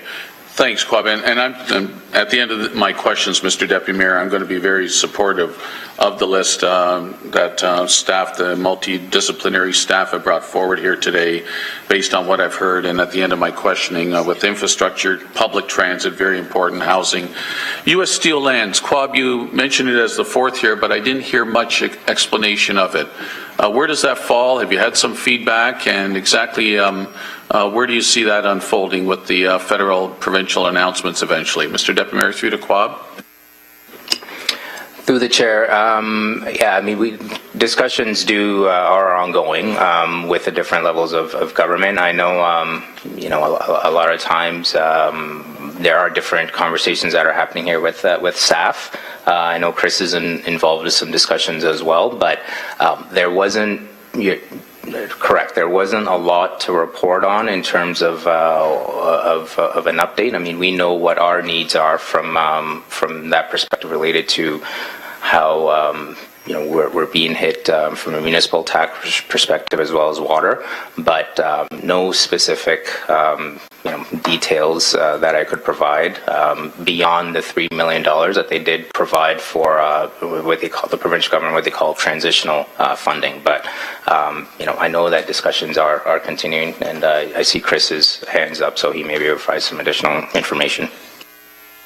Through you, Deputy Mayor, not much more to add. As you read in the paper, and certainly we hear, the matter is still pretty much caught up in court. So we don't see a clear answer at this point in time. It's clear, though, to us the lands themselves are being underutilized, and it's clear to us, as you have said many times, the impact on the pensioners needs to be resolved. So these are messages that you know, when we have the opportunity to speak to our counterparts, that we reiterate. So there's scant information because of just the fact that we're still caught in the midst of a court battle that hasn't been resolved. Thanks, Chris. Thanks, Quab. Just a couple of more questions, Mr. Deputy Mayor. So, Quab, just quickly my math. The $200 million a year for 10 years, that's $2 billion.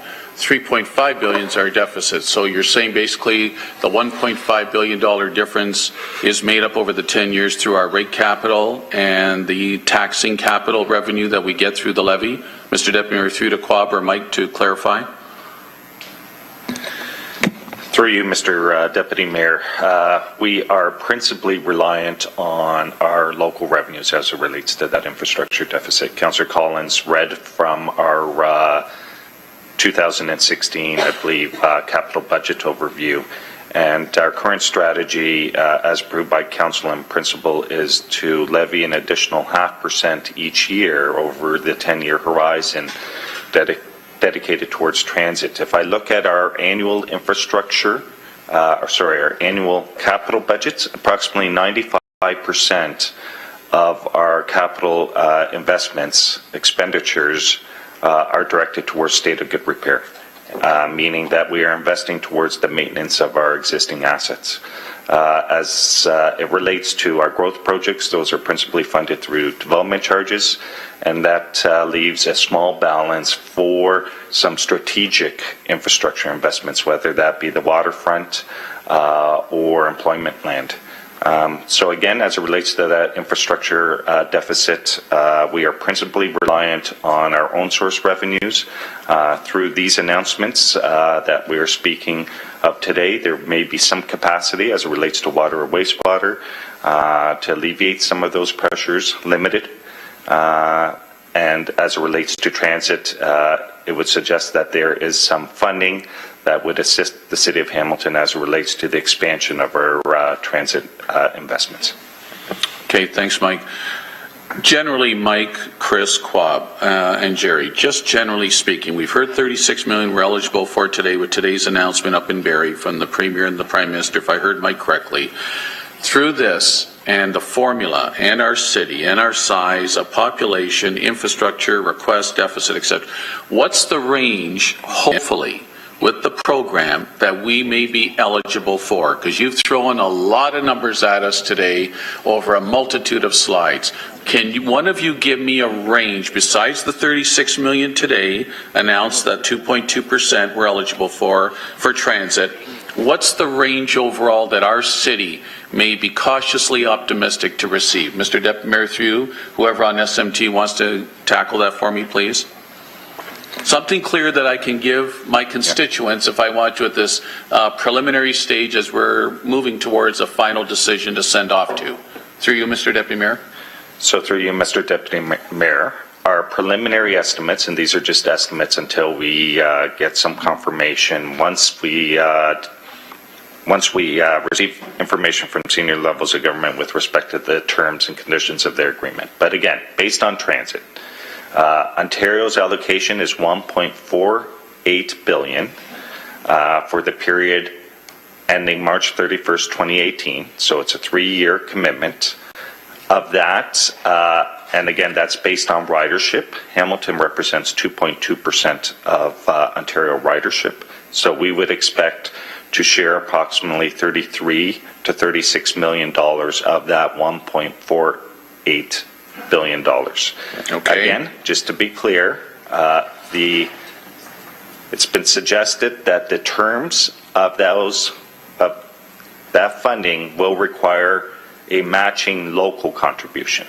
We have to give up 36 mil as well then to match that? So again, that's correct. So through you, Mr. Deputy Mayor, if the City of Hamilton were to be eligible for that $33 to $36 million range, let's use $36 million, the City of Hamilton will have to commit $36 million in local funding, matching funding, towards those priorities that the city puts forward.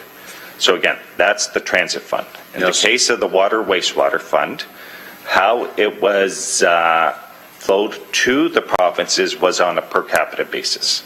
So as it relates to Ontario, Ontario's the recipient of approximately just short of $600 million for water and wastewater. That's a 5-year commitment. Unlike transit, a 3-year commitment, this represents a 5-year time horizon commitment. Ontario has announced it will not flow the funding in the same methodology on a per capita basis. Instead, they're going to use a methodology they use under a program we staff identified previously, Ontario Community Infrastructure Fund. Our challenge is the City of Hamilton's not currently eligible for funding under that program. We expect we will be eligible for a share of that $600 million for water or wastewater. What we're asking provincial staff is, based on that methodology that they use for that program, what would the City of Hamilton expect to receive under that program? Similar to transit, we expect that the city will have to make a 50% or matching contribution. The flexibility or the opportunity as it relates to water wastewater for Hamilton is we have a number of projects that were programmed for future years that we may be able to accelerate and reduce that local contribution by 50%. So it actually provides us an opportunity to free up funding potentially for other water and wastewater priorities or reduce the rate burden to our ratepayers. So Mike, just on that point, you're saying technically we're not eligible for the water wastewater pool of funding there of the $600 million, but you think you can find a way to get around that? Did I interpret that accurately, Mr. Deputy Mayor, through you? Yeah. So through you, Mr. Deputy Mayor, we will be eligible. I'm just pointing out that the methodology that the province uses for this program that they are going to flow the funding through, the City of Hamilton currently isn't eligible for. We expect that eligibility will be expanded to include the City of Hamilton. Okay. We're just asking for clarity as to what we would expect through that allocation as it relates to water and wastewater. It's helpful to us to receive that information earlier rather than later, so that staff have enough time to put forward options to committee in terms of which priorities may be put forward through the application process. Okay, so you've touched on transit, touched on water, wastewater, and basic infrastructure. Is that a third category you can give me a range on, please? Through you, Mr. Deputy Mayor, in terms of our phases, so what staff have presented to you is information as it relates to the first of 2 phases of infrastructure funding. The other bundle or bucket included social, which principally includes housing to date, housing announcements. So those have already been committed in terms of the programs that QUAB has included. So again, in terms of the three buckets, social, which is principally housing to date, green, which is the water and wastewater that staff has spoken to today, and the final one being the transit infrastructure program. So currently those are the three buckets. What you may be picking up on is I've made reference to federal and local contributions. The messaging to date is that there will be no incremental provincial commitments, so the province will not be a matching partner under these programs. So these programs, currently, the information we've received to date would suggest that the funding parties will include the federal government and municipalities. What did you say, Mike? No, okay. So, Mike, I appreciate this is fluid right now. I understand that. We can't nail it down. It would be nice as soon as possible to help us, at least help me, to message this to the public, my constituents. If they ask, Tom, how much is the City of Hamilton between basic infrastructure, roads, sidewalk, bridges, water, wastewater, transit, and then the social, green energy, which is long-term care facilities, housing, etc. How much in total, in a range, is our city eligible for, with or without some matching dollars locally? It'd be nice to have that ballpark total figure, which would at least provide us with some roadmap moving forward. I mean, obviously, we're going to get into this. We want to be in the game, absolutely. At least I do. I believe most of my colleagues will. But boy, that would be nice to know. And Mike, I'm hearing you struggle because you don't have all that right now, and you're doing your very best. But is that something SMT can hopefully provide us as we're getting towards the submission time? Mr. Deputy Mayor, through to Mike. So through you, Mr. Deputy Mayor, it is information we're going to be required to come back to committee with. So in terms of the transit, we feel confident it's going to be in that $36 million range, and we're going to have a future conversation with committee as to those transit priorities as it relates to that funding. The water, wastewater, if the province were to have flowed the funding to municipalities as the federal government did to the provinces on a per capita basis, the City of Hamilton would expect to receive about $21 million in funding. But again, the province has decided to use a different methodology, and we'll gather that information, come back to committee when we ask committee to identify priorities, but we would hope that that alternative methodology won't compromise what the City of Hamilton would have received under that per capita basis, which is approximately $21 million. Terrific, Mike. Last question, Mr. Deputy Mayor, to Acting Director Jerry Davis of the HSR. Jerry, the roughly 260 buses in our complement currently, does that include the last 2 years that Council's approved? I think 25 purchases each year of the last 2 years, which makes 50. So is that 260 including that, or is that 50 to come over and above the 260 currently in our inventory? Through you, Mr. Deputy Mayor. Through the chair, we presently have 251 buses, or 5 more are coming in 2017. So it's actually, the exact number is 256 buses. We were using approximately 260. That'll be the fleet count for 2017. And that includes then the last 2 council-approved budget years, of which we said purchase 25 more each of the last 2 years. That's what you're telling me, Jerry? That's correct. Jerry, lastly, 330 Wentworth North, even before my time on council, that was the maintenance storage facility in town before the Mountain Transit Center was built, I believe, late 80s, early 90s. No plans at all quickly as an option to utilize and repurpose 330 Wentworth North entirely as our second MSF, or there's some logistical issues? Through you, Mr. Deputy Mayor, and those are my last questions. So through the chair, 330 Wentworth, we did a report to Public Works. We're going to use it temporary for 30 buses before our new maintenance storage facility. The facility could be retrofitted as a new transit center. The problem with that is you would have to relocate all Public Works out of that building, and you're looking at finding a new site, land, and and consolidating that, which would be, the number is approximately 100 million. By building the new maintenance storage facility, you have the subsidy dollars and development charges that are eligible to build it. So that was the purpose behind building a new maintenance storage facility.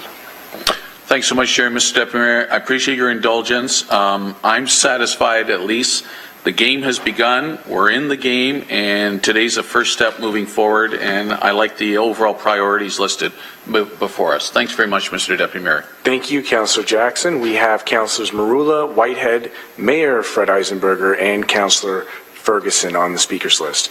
Councillor Marula, the floor is yours. Thank you, Mr. Chairman. Let me start off by saying that the only thing that's new in front of us today is the date, the year, and the fact that the deficit's gone from $2 billion to $3 billion since 2005.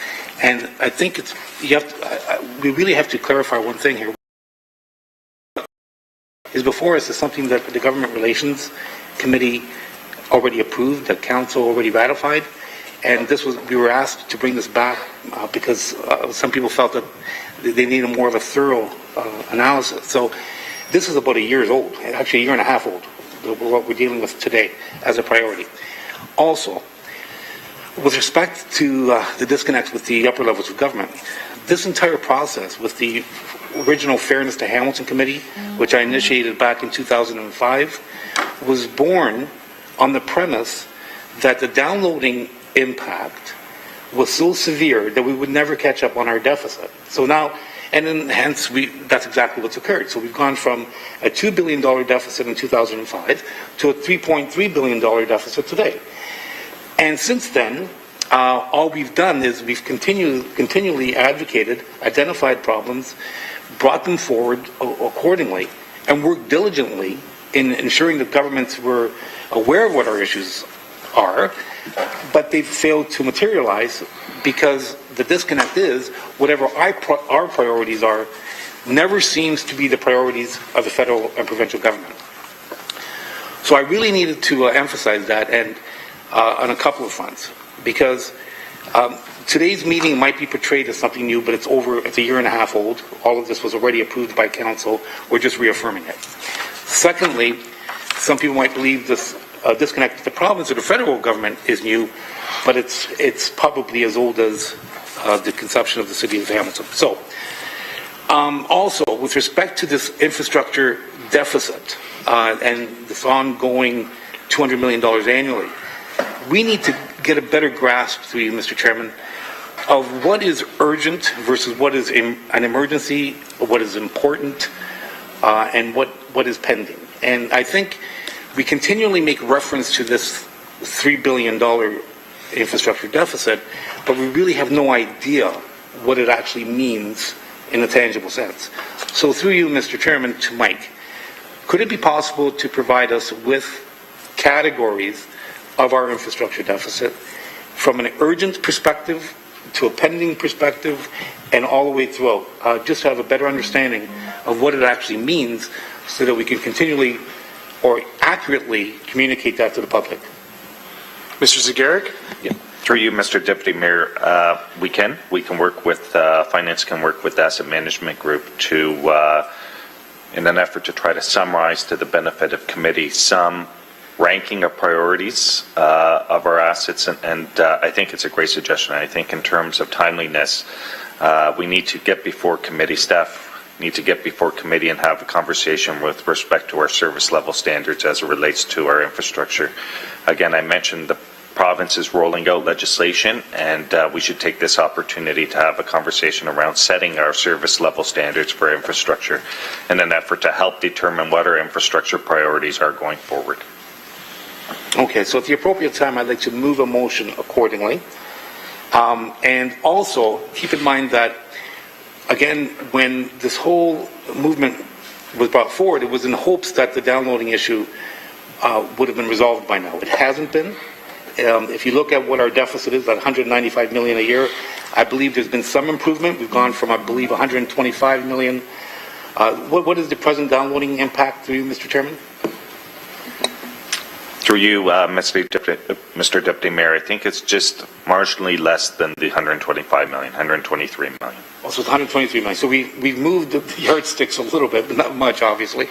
Again, overnight, this with a stroke of a pen, we would have that 123 million that could be applied to our annual deficit, if and only if, and because and only because the province were to concur with our priorities, which is before us, which the Government Relations Committee worked diligently on through with staff that Mayor Eisenberger chairs, and I happen to be a member of, and I believe Councillor Whitehead as well. I appreciate your time, and I hope that clarified any misconceptions publicly. Thank you. Appreciate the context on the reaffirmation. Certainly no need for that. We have Councillor Whitehead next up, followed by Mayor Eisenberger and Councillor Ferguson. Thank you, Mr. Deputy Mayor. I want to you don't get tired of telling the story, but I think it's an important story to tell, and that is the FCM did the Mirza report that showed that, the downloading is an issue, but let's be clear that Hamilton isn't in this alone. They showed that there was a $27 billion municipal infrastructure deficit across the country, municipalities. That was in 1985. Subsequent to that, they had indicated, now I would suggest it's probably around 130 billion, and it was growing by approximately 2 billion a year. This is a report that was commissioned by the Federation of Canadian Municipalities. So what I'm trying to understand is there are advocates, there are lobby group that represents municipality needs with the federal government, yet there seems to be a disconnect with the type of programming coming out of the federal government and meeting the needs of the municipalities, certainly ours. So I'm trying now to understand, because clearly we are, and our staff are often relied on by FCM, where's the disconnect between our municipality and the message that's being delivered, or is there a disconnect, I should say, between the municipality and FCM and the federal government in regards to the more targeted infrastructure dollars to meet the needs of municipalities such as Hamilton? So through you, Mr. Deputy Mayor, I'll start. So I think the conversations have changed. I would suggest that they've changed between senior levels of government and municipalities. So I turn to this current first phase of infrastructure. And unlike previous governments, federal governments, this federal government is allowing rehabilitation of assets as an eligible category. Previous governments required that funding be committed towards incremental or new facilities. So it suggests that the relationship has changed, that the need towards state of good repair investments, funding towards existing assets has been heard and recognized by the senior level of government.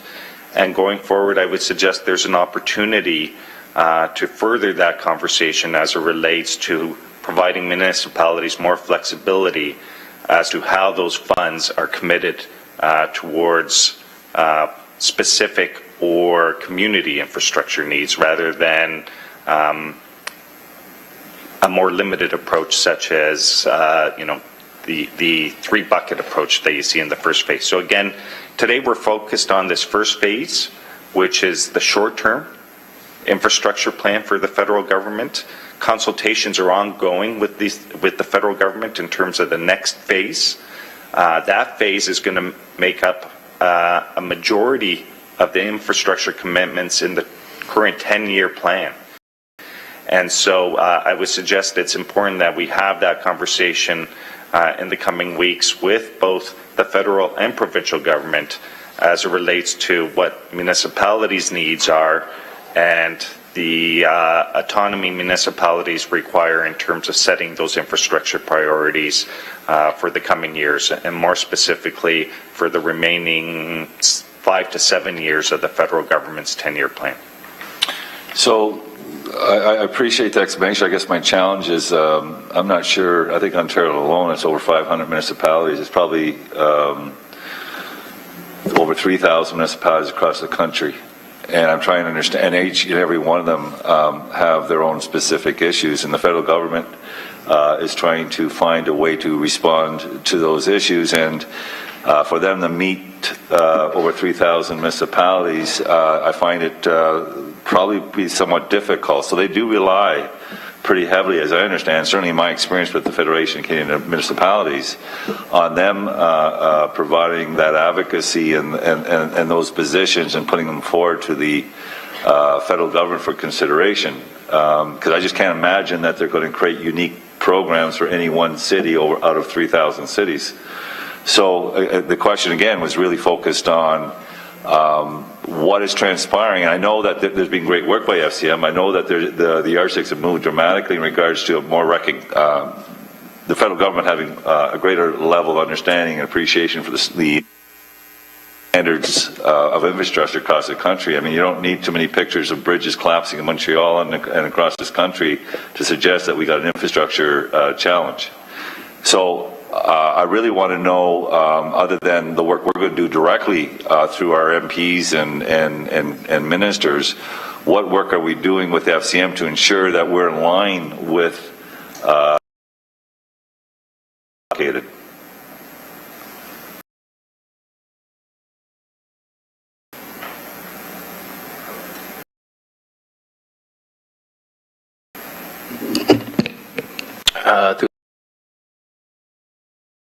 Yeah, I mean, I can speak to some of the work that we're doing with AMO. I mean, I'd say that we definitely,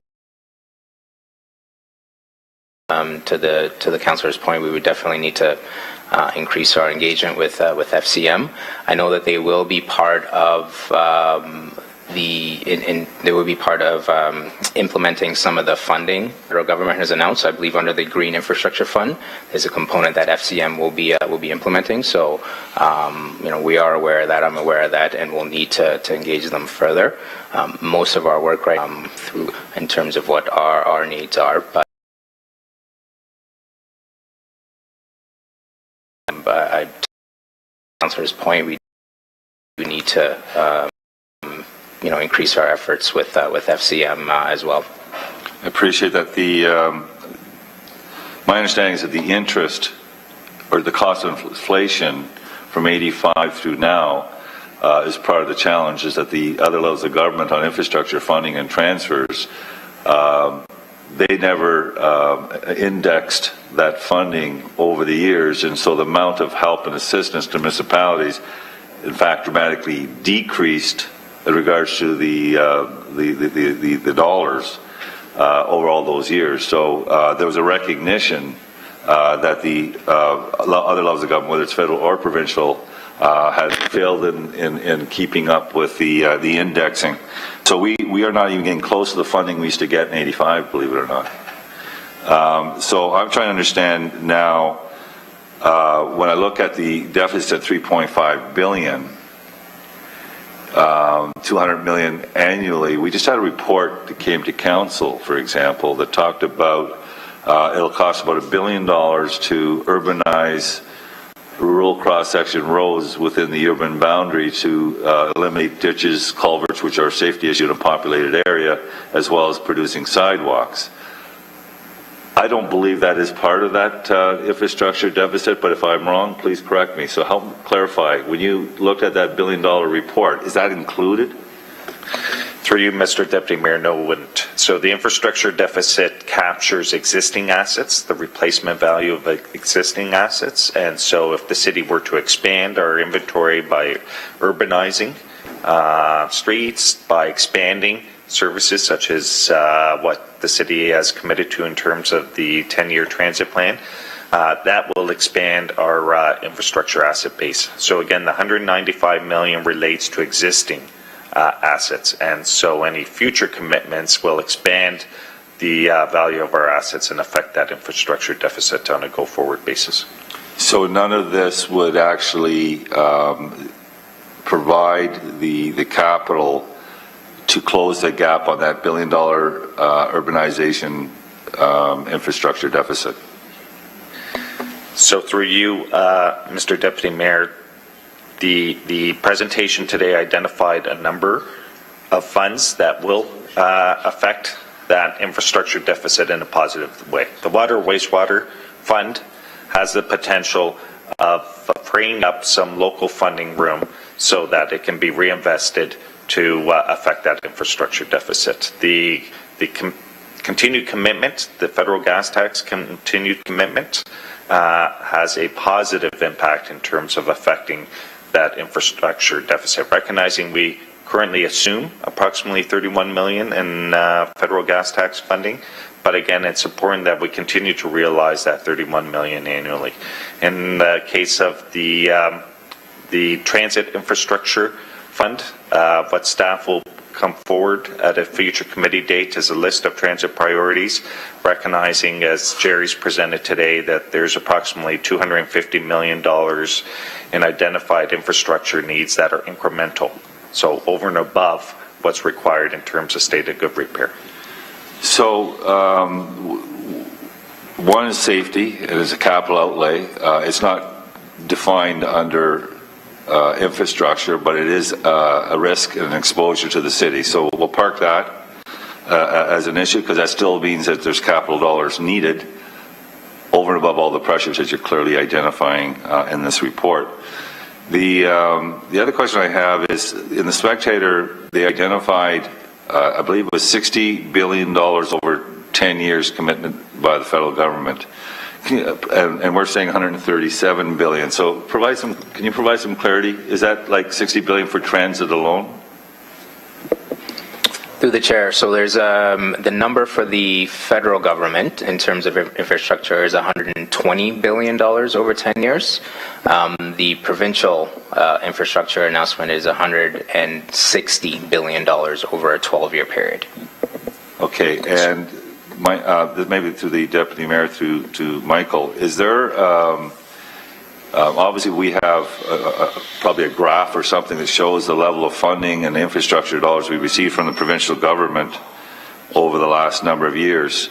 Are we still on par, or is it greater than, or is there a decrease in their financial commitment on infrastructure? So through you, Mr. Deputy Mayor, in terms of the provincial commitment towards infrastructure, as Quab identified in his presentation, that commitment is part of the GTHA transportation commitment. So on a go-forward basis, that has been the commitment from the provincial government. In terms of, just for clarity, in terms of the federal infrastructure announcement, because I know the $120 billion reference seems ambitious. What we know to date is we're working at just short of $12 billion is the commitment in the next number of years of that $120 billion. So again, what you have before you today is the information that we know of. The green commitment, infrastructure commitment, is $5 billion. The social is $3.4 billion, and the public transit's $3.4 billion. So again, that represents phase one of two phases. Hence, going forward, it's important that we have conversations with senior levels of government. The majority of the funding is going to be in that second phase, and we need to communicate clearly to the senior levels of government as to what our priorities are, such that there's alignment when they announce that second phase in terms of eligible categories, such that there is alignment with our local priorities so that we're successful in terms of that application process in future years. So my question, I'm going to try this. We have a historic funding from the provincial government on infrastructure. We can actually graph what we've received, and that's for hard infrastructure, roads, bridges, etc. The projected plan by the provincial government on infrastructure, if we took that line, are we looking at the same level of funding for the next number of years, or is there a decrease in funding overall to the municipality? Through you, Mr. Deputy Mayor, we haven't gone through an analysis historically what we've received from the province. But relative to that $1 billion commitment, if I were to look at the last 10 years, so I'm thinking of the M3I commitment, the provincial gas tax commitment, the the Investing in Ontario commitment, I would suggest the $1 billion outpaces historically what we've received from the provincial government dedicated towards capital or infrastructure. Okay, but I think in this presentation I heard pretty clear that the province isn't providing a lot of dollars for roads and bridges in the next number of years. Is that correct? Yeah, through you, Mr. Deputy Mayor, absolutely. The province has been clear. They've made a commitment in the next 10 years towards infrastructure. In the case of the GTHA, it's dedicated towards transportation, and that's their commitment. So again, I believe the question was relative to historically, what have we received? I would suggest that $1 billion outpaces historically what we've received from the provincial government dedicated towards infrastructure. So that goes back to, I think, Councillor Collins' question, is that they're really not doing anything to tap in to decrease the infrastructure deficit of the $200 million. I think you already indicated that, to suggest we have a transit deficit, I think you don't even have a number to quantify that, but we do have a number to quantify the road, bridges, and other capital infrastructure needs in our community. So the province in the next number of years will not be doing anything to mitigate those pressures.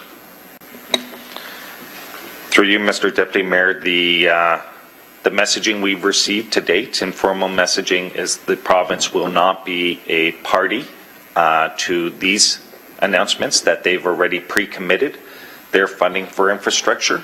And so again, what you have before you today is a suggestion that going forward, the relationship will be principally with the federal government, and we will be equal matching partners. We'll both locally and federally, it'll be expected that each party contribute approximately 50% of the funding towards these priorities. Appreciate that. So as a result of the focus of the DGHA transportation funding envelope, is there any transference of benefit on the hard infrastructure deficit? So does it release money in regards to what the city currently is spending on transit so that we can allocate it towards the hard infrastructure, or is this just basically hard and fast? There's no real financial benefit on the hard infrastructure. Through you, Mr. Deputy Mayor, I'll start, and if anyone wants to add to it, they can. In terms of the LRT commitment, the opportunity would be where there are existing assets that will be replaced as eligible costs under the program. If those assets now have an extended life, there is a benefit to the city in terms of the avoided costs of deferring the replacement of those assets or investment in those assets. So again, the opportunity lies in the ultimate design, construction of the project. Any existing assets that are replaced under the scope of the project that extends the useful life of those assets, that would represent a local benefit. So help me understand, unless things change, I understood that if you had a 100-year-old pipe and it needed replaced, that it would be valued as a 100-year-old pipe, and they would pay a percentage, and we would have to pay the balance. Is that correct? Or they're going to replace the 100-year pipe?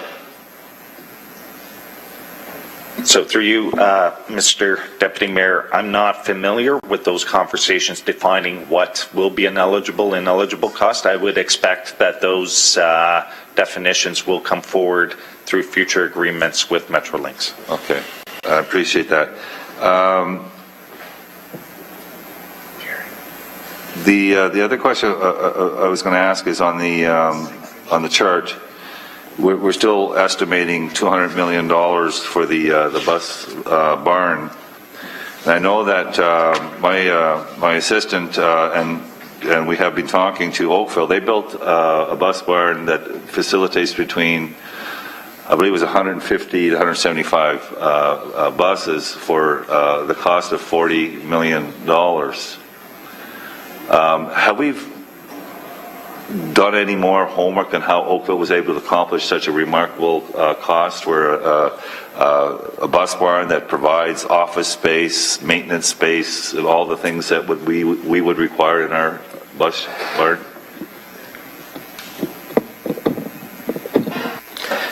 Through the chair, sorry, I was talking to the chair. We can look into the Oakville facility and see what their costs are.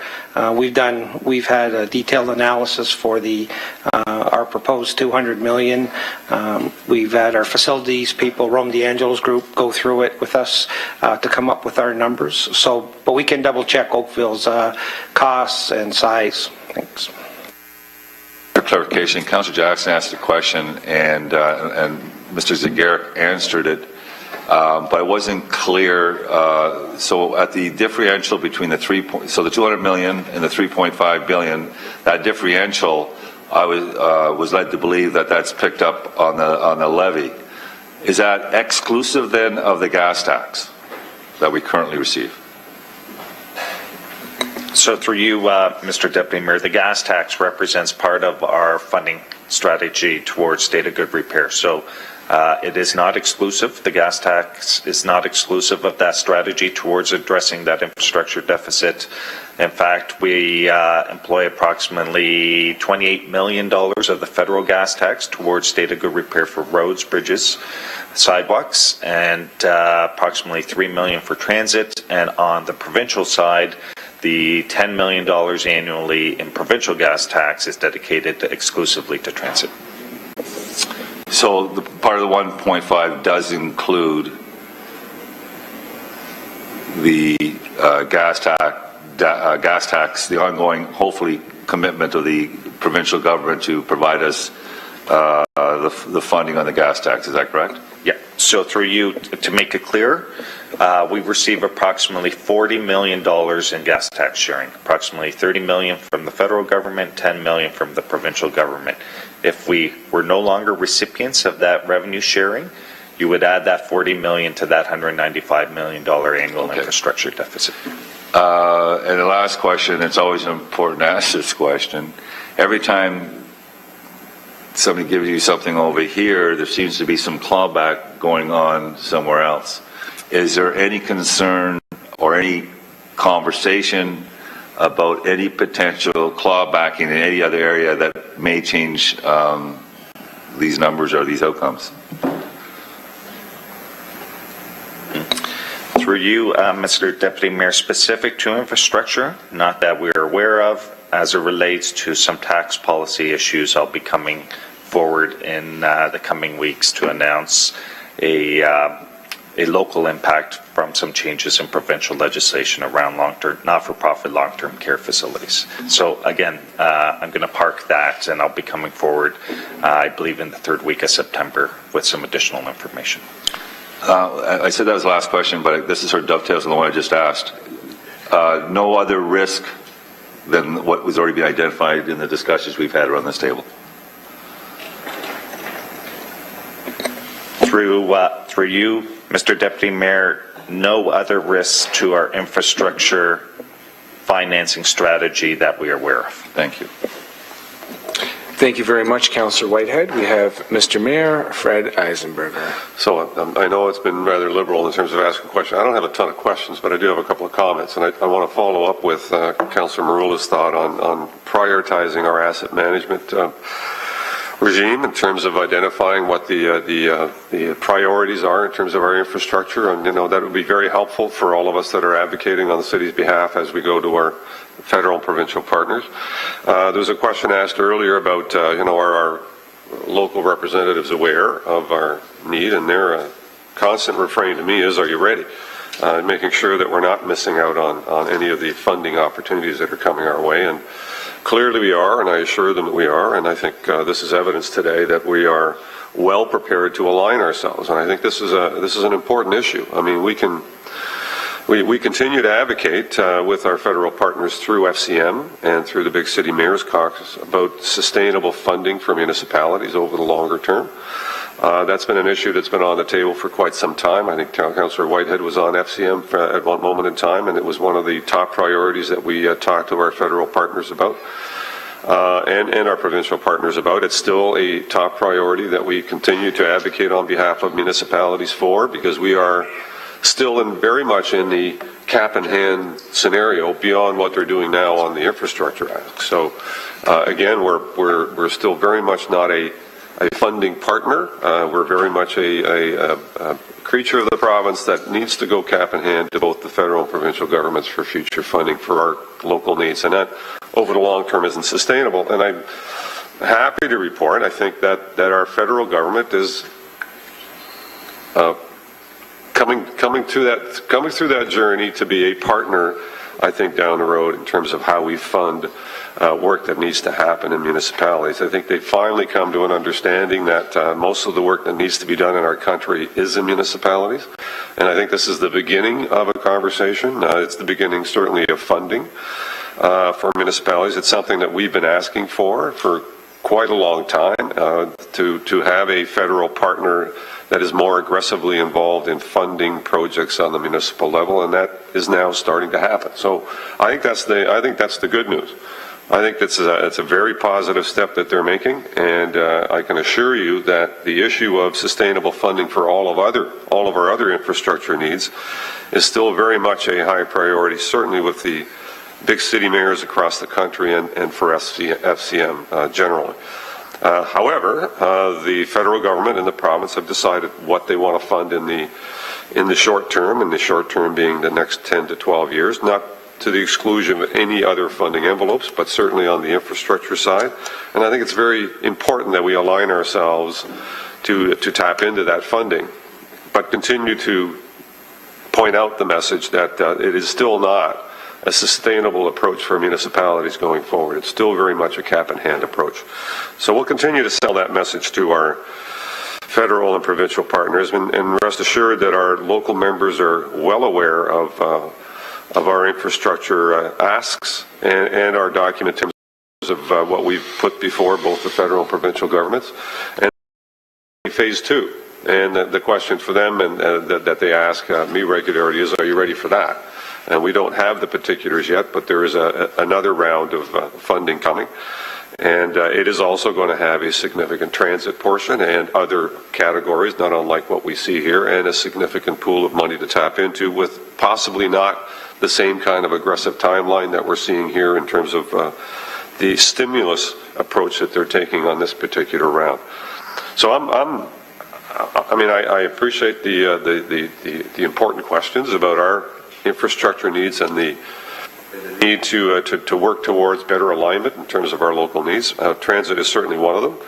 Housing is another, and roads and our existing built form is another. And again, the good message that I'm hearing from the province is they're very much engaged in state of good repair. So if we have higher aspirations, of course, those aspirations are going to cost us more money. But they are looking at ensuring that our current infrastructure gets attention. The things that we've already built become a priority in terms of a state of good repair, and I think that message is getting through. So I'm very pleased that we are where we are, but there's a continuing conversation that needs to be had. One question I wanted to ask Jerry Davis, just to be clear, I know Councillor Whitehead mentioned, is there any offset for the LRT project? And, as I understand it, there is about an $80 million offset, as I recall, Jerry, that we have potentially, we're going to get infrastructure work done that's potentially going to free up about $80 million of capital works that we won't have to do in that area, that we could possibly align to other projects. So if I've got that wrong, please clarify that. Through the chair, so that's the preliminary number, and they're actually at the going into detailed design. Right. But the key is, if you replace, for argument's sake, a 200 millimeter pipe with a 200 millimeter pipe, that's at the cost of the project. If we, and what the key design is taking place now is, should we upsize it? So the incremental increase to a 300, that incremental increase is the cost of the municipality. Right. So that's been clear to me for some time. So there is an offset. If we upsize, and we would upsize for all the right reasons, because we're planning on higher density, which is then also a longer-term benefit in terms of tax revenue. I mean, there's nothing but good news that comes out of that, but I think there is an offset, and I think it's important to remember that it does require a higher spending or a higher volume requirement on our part to be able to fund that. So in any event, for me, this is a good news day. This is, when the federal government announced significant infrastructure spending, that was the kind of news that municipalities across the country have been asking for. When the province of Ontario announced significant infrastructure spending, it was the kind of news that we were expecting from them over the long term. And this kind of partnership and alignment that we're seeing, especially between the federal government, the current federal government, and the province of Ontario, is more than we could possibly ask for. So I will continue to bring the message of sustainable funding to our federal and provincial partners. That is something that I think needs to be addressed over time. Gas tax was one avenue for doing that. That certainly could be enhanced over time so that we're not talking about, individual projects on a municipality by municipality basis, but we're talking about a sustainable funding source that actually can grow with either our economy or as the needs of the municipalities grow. That is a very important feature and partnership that we're going to have to evolve, and I think the discussion starts now, and I think that's a very healthy thing.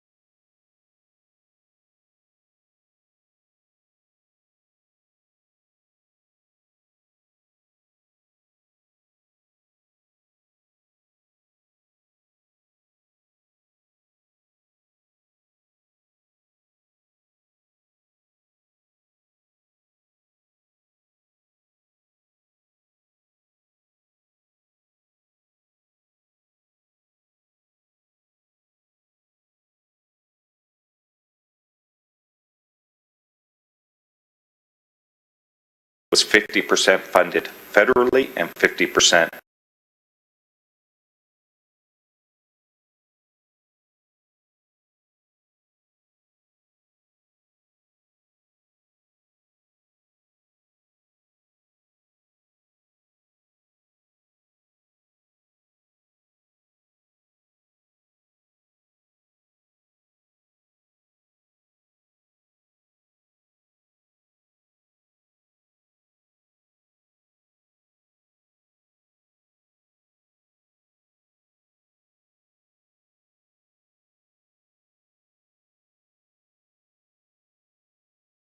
to operate, you got the operating cost for the bus barn and then the operating cost for the buses, and 44% of that revenue does come from the fare box, with 56% coming from the levy. We, on this side of the table, are constantly facing that area rating threat that is going to be dismantled, and most of the benefit of those 100 new buses would service the former city. I was surprised there wasn't some sort of summary today that if we approve this request and if it gets accepted, what the impact of our tax levy will be. I don't see that, and I can't seem to draw it out because I guess, Mike, we don't know. And so do we have to be careful what we ask for? Because if it gets approved and then we can't come up with the funding because we can't live with the impact on the tax levy, particularly with our side of the table with the area rating threat coming at us, I hope it sounds like next term. How do we deal with that? So through you, Mr. Deputy Mayor, great question.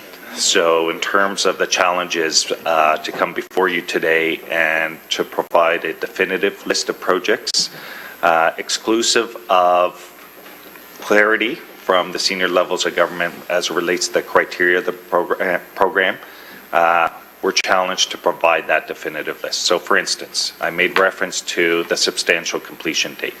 If the provincial federal government are not flexible on that substantial completion date, that March 31st, 2018 is going to be a significant factor in determining which projects we come forward to committee in terms of recommending under the transit program. In addition, as the councillors identified, in terms of that financing strategy, what you have before you in terms of the $250 million for transit, that is incremental. That's currently not funded in our 10-year capital plan. So if these projects are, if the projects that ultimately come forward to committee for consideration to put forward to the senior levels of government are part of that unfunded list of projects, at that time we would come forward and identify what the potential funding impact would be. And in fact, we would require committee and council to approve that financing strategy. So for instance, if it is incremental in terms of transit, and for instance, just to use the bulk barn the maintenance and storage facility as an example, if it's $150 million gross project, and if we were to receive $36 million, that would reduce the gross project down to approximately $114 million. And assuming 40% is funded from development charges as it supports future growth, that then would reduce the local contribution to somewhere in the area of $70 million. In order for the city to support a $70 million infrastructure investment would require debt. And we would have to seek council's approval to affect our future debt forecast by approximately $70 million. So that would represent about $7 million annually in debt financing to support that facility. But again, before we assume that project or those figures, we need a lot of clarity from the senior levels of government as to whether or not they'll be flexible with respect to some of the criteria, such as substantial completion, or equally as important is whether or not this project or any of these projects, transit projects, could be multi-year projects. So we keep referencing without complete information to phase 2. If there's a potential to phase a bigger project over multiple years and leverage funding commitments from phase 1 and phase 2, that would greater reduce that local contribution and challenge either the levy or the fare box or our debt levels. So again, Unfortunately, it's premature to come before council with that list of definitive projects, but it will be important in the coming weeks that we have those conversations with our federal and provincial partners in terms of the criteria of this program and how they may be made flexible such that our priorities fit in within their priorities. And so, Mike, is there an exit ramp then? If they approve the funding and we decide we can't accept anywhere from 50 to 75% local municipality contribution, that we can exit even if we're approved? Because it makes a big difference on whether I support this today. Through you, Mr. Deputy Mayor, I would expect that would be part of our conversations in the coming weeks. I would suggest beyond the concern of an exit ramp, there may be an opportunity here. So if there's an opportunity to say to the senior levels of government, the City of Hamilton's made a significant investment in transit over the last number of years. So for instance, around additional buses. We've procured a number of buses that we still are waiting for delivery on. If they can agree to make those investments, incremental investments, as eligible, we could free up local funding to put towards other transit priorities. So I just want to point that there may be opportunities subject to however our conversations go with the senior levels of government. Because, Mike, look at the angst that LRT is causing around this council chamber when it's 100% funded by the province. Could you imagine this gets approved and they're only funding 50% or 25%? The angst this will cause. It would be unaffordable. And yet we're going ahead, closing our eyes and submitting this application. And so I just need some comfort level that if it does get approved and we decide, hey, we can't afford this, because the angst will come again, like we're seeing with LRT, particularly when you got to put up, if it's 50%, you got to put up $125 million. I don't know where the heck we'll get that.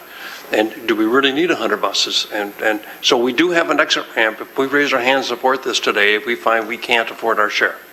Yeah. So through you, Mr. Deputy Mayor, to be clear, approval of the recommendations today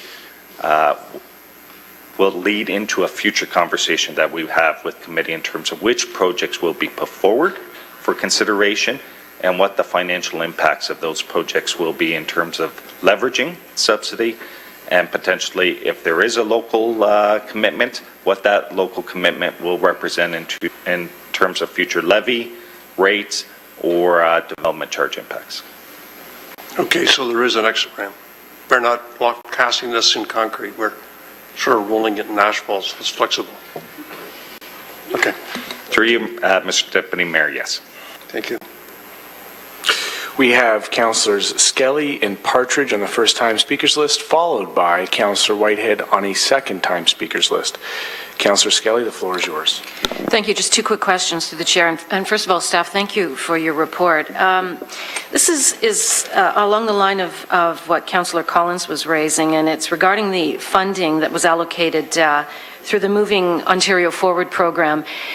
Before the province announced that it would be borrowing $1 billion for the City of Hamilton on transit, I'd never really heard the acronym GTHA, and I'm just curious, how did Hamilton get lumped in with the GTA? Does anybody have an answer to that? Maybe Chris, you can answer that? Through the chair, I'll take the first stab. When the province announced the big move, it was back in 07 or 08, that's when they began including Hamilton as part of the GTA. So that's when it became the GTHA. Why? Do you know, through the chair?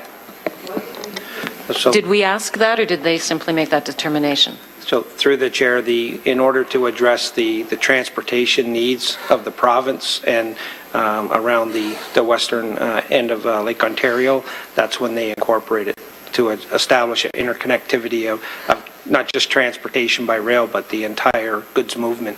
That was the purpose behind the big move. Chris has more to add to that. Yeah, just I guess even before then, I know the evolution of Presto, for example, included GTA proper, but also included into that Hamilton. So we've been dealing with that. So, I mean, certainly the original incarnation of it all had to do with, I think, mostly transit. And so that's kind of where it began about 15 years ago, give or take. And so it remains that way today. So that's why we're part of the Greater Toronto Area. Thank you. Through the chair, just to clarify, this was not our ask, then this was determined by the province? Through you, Chairman, ultimately the province does make that decision, but I wouldn't portray this as that we were unwilling partners. I think we were most certainly wanting to be at the table when major transit decisions were being made. So, you know, I think I don't think we were dragged there. Through the chair, and maybe, Mike, you can clarify, because we were part of the GTHA, we were excluded from allowing council to determine how to use that funding. Is that correct? Other municipalities outside the GTHA could use the funding as they see fit for roads, bridges, et cetera, and transit? So through you, Mr. Deputy Mayor, there are, in terms of the two funding groups, GTH is dedicated, the funding is dedicated to transportation. With respect to outside the GTHA, just to be clear, is there are still some parameters, but the eligible projects is broader than transportation. One last question through the chair, perhaps to Mike or Chris. Had we not been included within the GTHA and based on a formula that would have been used used for other municipalities across Ontario, how much funding would we have received? Do you have any idea? Through you, Mr. Deputy Mayor, in fact, I'm not familiar with a formula that was used to determine those two funding pots. So again, I haven't come across any formula that derives that $15 billion and $14.5 billion mark. Thank you. Those are my questions. Thank you very much. Councillor Partridge. Yes, thank you, Mr. Chair. I'm wondering if we could go to the map up there that was in the presentation that had the transit map. Not sure who has, there it is. Thank you. So my question is around the spur that goes up to the Waterdown Commercial Centre.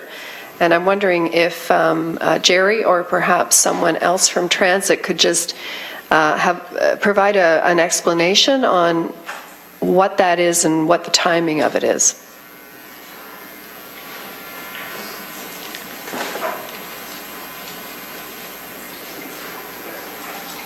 Through the chair, Christine Lee Morrison can answer it. Christine? Okay, thank you. I appreciate that. It's a very good map, by the way. In fact, the whole presentation, Mr. Chair, is very well done. I appreciate your work on that. So, Christine, an explanation, please? Yes, through you, Mr. Chair. That is the L line, which is part of the BLAST network. So that would include some form of higher order transit, whether it be bus rapid transit or another form of rapid transit from the Waterdown community to downtown Hamilton, connecting with the Aldershot GO station. It's a longer-term project. It has been included in the 10-year transit strategy, currently still unfunded, but it has been included in the 10-year transit strategy for introduction of express bus. Thank you, Christine. So just to ensure that I heard it correctly, this spur is part of the 10-year plan number 1.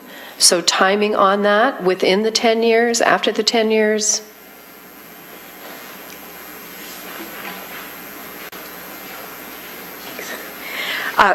As I said, it is part of the 10-year strategy. I'm going to look back at Andy here. I believe it's in the latter part of the 10-year strategy. And that's fine. That's fine. Yes. Thank you, Andy. Yes. Yeah, Christine, that's good. Thank you. So again, Mr. Chair, I just want to clarify that what we're talking about there, now you mentioned that it's a higher level transit, which could be BRT. So we do have plans to incorporate BRT into our transit strategy. Is that what I'm hearing? Through you, Mr. Chair, that's correct. However, to clarify, the 10-year strategy would start with the introduction of higher order bus service. So that would be in the form of like an express bus currently to what you see on the A line and the B line today.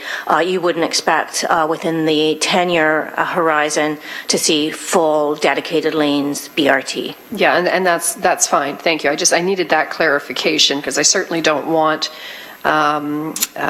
information to be out to my residents that may be misconstrued. So, Mr. Chair, the other clarification that I'd like to Christine is the route. Is that showing number 6 highway? Is it showing down to the Aldershot GO station? And I realize this is an approximate and it's not, but just so that I can get an idea, because it looks like it is direct down to the Hunter Street station, reasonably direct. Through you, Mr. Chair, the route as of yet hasn't been determined. I would say it's clear, you would want to connect those main destination points, the Waterdown community, the Aldershot GO station, and then the West Harbour / Hamilton GO station in downtown Hamilton. Thank you, Christine. And of course, Mr. Chair, this would be keeping in mind that we do have the GO Transit maintenance facility that is at Clapison Corner, and routinely, several times a day, empty GO buses go up and down that Highway 6 corridor to the GO facility, back down into Hamilton, etc. So, if there's an opportunity to tie into that, I think that would be prudent for our taxpayers. The next question I have, Mr. Chairman, is to do with Appendix A, which is the list of projects. So I'm not sure who this would be directed to, but I seem to remember reading at some point in time that there was a decommissioning of the Waterdown sewage facility that was going to be included on these lists. And I'll speak a little slowly so that Mr. Bainbridge can get down to the microphone and his head around, because I know I had spoken to staff about that. I'm not sure how much of a priority that is, that particular project. Mr. Chair, so that is my question, please. Through the chair. Yeah, that's identified as an item toward the bottom of your schedule. It's a $5 million item, decommissioning Waterdown wastewater treatment plant. I'm sorry, where is that? On this list? From the bottom. Yeah. Yeah, Appendix A, first page. Third last item. Thank you for clarifying that. I was looking for Waterdown first, as was Dundas, Ancaster, and the others above it. Instead, it was the word decommissioning, so I appreciate that. I just wanted to clarify it. And, Mr. Chairman, my last question is around the availability of this list to be shared with our MPs and our MPPs. And perhaps Mr. Chairman Quab would be the one to answer this. Just what is the process on, once this is council approved, ensuring that our elected representatives have this list? Mr. Ako Ajay. Through the chair, I think as Mike and Chris had mentioned before me, we will be back to council once we have some additional information on what the intake process will look like in terms of the list of projects. But once we have final approval on what the list looks like, we can initiate a formal process to be able to share with the respective elected officials. And Chris has. And thank you. We also have, sorry to interrupt, Councillor, we also had Chris. We might want to be able to Yes, please. That would be helpful. I think if, through the chair, if it's helpful to you and to this committee, obviously, I think we would, as a matter of course, be forwarding this document to our elected officials regardless. But if just to make sure that it's formally documented, you could make that as a direction to staff to ensure that this happens, or through the mayor, however. Thank you, and I would like to do that because, and to ensure that it's all elected officials representing the different areas, not just the current party. I know previously last year when we had a similar situation, we had a list of infrastructure projects, two of them being Beverly, two of them being in Flamborough, Beverly elevator project and the Carlisle Center elevator. When I forwarded the list to MP Sweet, assuming that he'd already seen it, but just to put an extra plug in, of course, for my two, and he had not received it, he had not seen it yet, and everything had already been submitted. So I'd just like to ensure that we include Karina Gould, our MP Karina Gould, in that. I've certainly had the pleasure of meeting her recently, and she is most supportive of Hamilton projects, and I know the mayor has been meeting with folks and has a good relationship with them. I'd also like to include Eleanor McMahon, who is the MPP in Burlington, equally supportive, works very, very closely with MPP Ted McMeekin. And I think it's important, Paul Miller, Bob Bertina, all of those folks, Monique Taylor up on the mountain with MP Scott Duval, etc. So I don't want to necessarily name them all out, but, and I recognize the mayor has a good relationship with these folks. I want to make sure that they have the copy of the list in front of them and that they can help champion us.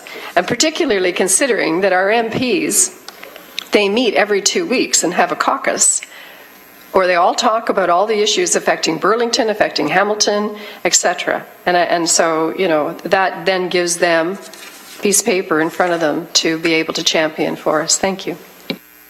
We have on that point Mr. Fred Eisenberger, who might want to provide some. So just to remind that we have Team Hamilton that meets on a regular basis, and that is all elected members federally and provincially coming together to talk about the projects that are important to Hamilton. That's ongoing.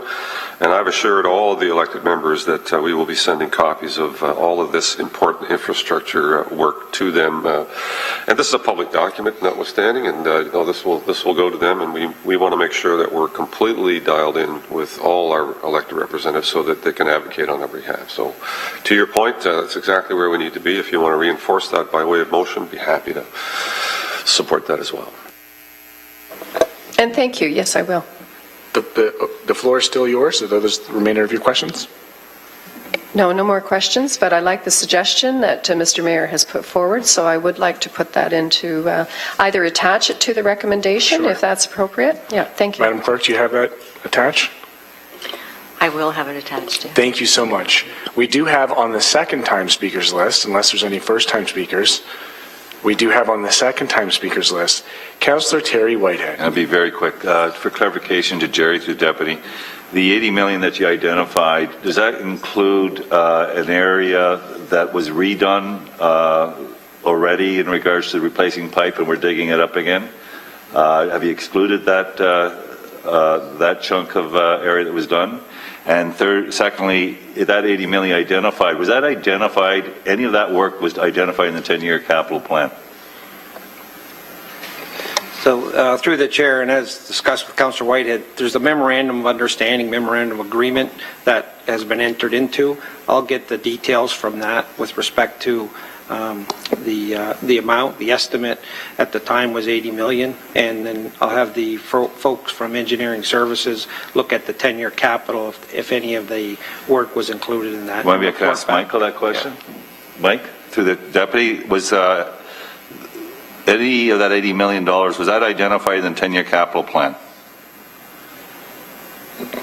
Through you, Mr. Deputy Mayor, it's my understanding that there was an effort to defer that outside of the 10-year plan, hoping that we can leverage some of the project funding towards those infrastructure investments. But again, that would we would have to confirm the list of projects that are currently in our 10-year plan. But again, my recall is that our 10-year plan does not include a number of the projects along that corridor in an effort to try to leverage that project funding. And I think that's the confusion, because I've looked at the capital books. I haven't seen anything in the 10-year plan that showed any of that being spent over the next 10 years. So if it's an $80 million savings, but it wasn't meant to be spent in the 10 years, then that means it's obviously having an impact in other areas. The other question I have, or not a comment actually, is Councillor Ferguson was talking about, in all due respect, he's not here now, and I understand his sensitivity, and it's a good question regarding any commitments by supporting this report, what the implications are, maybe or may not be financially on an ongoing basis. But I want to make it clear that there's 8 wards that are paying full POF for area rating currently, and that we don't know what the ongoing operating maintenance and life cycle costs of LRT. But it's only the 8 wards that are paying for it, not Councillor Ferguson or anyone else. So he voted on that, and it has implications for my residents as well. So, it cuts both ways when you make those comments. And I'm saying this respectfully because I just want to be sensitive to those issues on both sides of this letter. It was a fair rebuttal in the public forum. Appropriate response. So, seeing as that there's no second-time speakers, we have a recommendation before us that has been amended. Is there a motion to amend first, Madam Clerk? Through Mr. Deputy Mayor, we still need to receive the presentation. We need to receive the press. Of course we do. Moved by Councillor Brenda Johnson, seconded by Councillor Maria Pearson. All those in favor? Carried. Motion to receive. May I please have a mover and the seconder? We have Mayor Fred Eisenberger on moving the motion, seconded by Councillor Partridge. All those in... Is it the amendment or is it the actual motion that we got to do first? The amendment first, correct? Through Mr. Deputy Mayor, yes, I believe Councillor Marula had his amendment as well as Councillor Partridge's amendment. Good catch. And then on the report as amended. Thank you, Madam Clerk. That's why we got you where you are. Councillor Marula, please present your amendment. Thank you, Mr. Chairman. That's moved by myself, seconded by Councillor Collins. The staff be directed to report back to the General Issues Committee respecting a priority ranking for the City of Hamilton infrastructure projects and requirements in the categories from urgent downward. Moved by yourself, seconded by Collins. Councillor Collins. All those in favor? Carried. And on the second amendment, moved by Mayor Eisenberger, moved by Councillor Partridge, seconded by Mayor Eisenberger. All those in favor? My apologies. Could you please restate? Yes, so just to restate, and Stephanie has it written out in front of her, it is that the project list that we're currently considering be circulated to all area MPs and MPPs, including MP Karina Gould of Burlington and MPP Eleanor McMahon of Burlington. Moved by yourself, seconded by Mayor Fred Eisenberger.